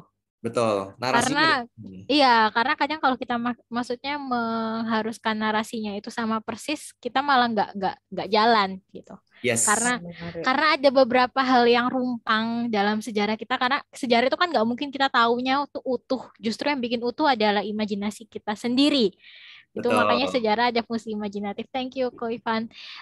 Next ini pertanyaan terakhir banget nih. Semoga udah puas semua. Saya kurang suka main game, tapi kalau saya ingin belajar sejarah di Lokapala, apakah Ko Ivan ada tulis buku atau web untuk kita belajar sejarah dan budaya di Lokapala tanpa main game? Nah, ini pertanyaannya agak beda ya. Mungkin nanti ini sih, kita juga lagi kerjasama sama satu orang, hasil riset kita nanti kita mau bikin, tahun depan tuh kita bakal bikin Lokapala Codex namanya, atau Mandala Lokapala itu tentang segala sesuatu yang kita temu waktu kita riset tentang Lokapala. Mungkin nanti kalau sudah ada bukunya, mungkin Mei atau Juni nanti saya akan bagi sih ke Bu Lili ya gitu. Terus tadi saya menanggapi Mbak Dinar ya. Jadi gini, tadi kan saya ngomong soal Musashi ya. Musashi aja itu meskipun ada orangnya tapi kisahnya itu fiktif. Jadi Jepang itu bisa bangkit hanya dengan cerita omong kosong. Lah kita itu sumber sejarahnya banyak banget, terus kita sendiri kadang-kadang nolak-nolakin karena ini nggak lengkap, itu nggak lengkap. Bener sih. Jadi kayak kadang-kadang kita perlu keberanian buat narik garis. Kita tanya orang Jepang, Bushido itu ada sejak kapan? Mereka bilangnya, tuh nilai Jepang yang udah ada 1000 tahun yang lalu. Bohong banget. Bushido itu baru diimpor ke Jepang tahun 1908. Dia nerjemahin satu buku yang ditulis oleh Nasuni Tobe di Amerika, pakai bahasa Inggris. Jadi kayak mereka tuh fondasi kebangsaan mereka pun dibuat. Nah, kita tuh punya fondasi yang kuat kan Nusantara ini. Ya itu yang perlu kita harus punya keberanian sih. Karena kalau enggak ya susah, kita selalu mempertanyakan kayak krisis identitas gitu loh. Akhirnya kita di-lead sama bangsa lain kan gitu. Soalnya kayak kita inferior kayak gitu. Oke, thank you Ko Ivan. Terima kasih. Bu. Ya, dengan terjawabnya pertanyaan yang terakhir tadi, maka sesi diskusi MSI kita pada malam hari ini sudah selesai dilaksanakan. Sekali lagi terima kasih untuk Bapak Mahdi sekaligus Ko Ivan sebagai pemateri pada hari ini. Semoga apa yang disampaikan memberikan insight buat kita untuk lebih banyak berimprovisasi dan berinovasi. Jadi biar sejarah nggak cuma disampaikan lewat kelas-kelas, tapi juga bisa disampaikan lewat alam bawah sadar yang menyenangkan. Oke, saya sebagai moderator mengucap izin pamit dulu dan juga mohon maaf untuk kekurangan selama memandu acara. Saya kembalikan kepada Ibu Master of Ceremony. Kepada Ibu Lili, saya persilahkan lagi. Terima kasih Bu Dinar. Terima kasih Ko Ivan, Ko Lang. Terima kasih pemaparan materinya hari ini sangat menarik. Semoga bermanfaat. Karena tadi Ko Ivan kan sudah memaparkan bahwa setiap tahapannya itu sampai memakan waktu yang sangat panjang. Saya juga ingin sekali Ibu Bapak Guru memiliki bekal untuk membuat game sejarah. Nanti mungkin akan saya konsultasikan kepada Bapak Ketua ketika raker. Nah itu misalnya kita tentukan saja, misalnya temanya satu ya, konsepnya satu. Temanya itu dari konsep tadi bisa banyak, sehingga kita bisa memilih karakter itu beraneka ragam tapi dalam satu konsep. Sehingga nanti tugas Bapak Ibu Guru adalah membuat cerita-cerita sesuai dengan temanya ya, sesuai dengan temanya masing-masing dalam satu konsep.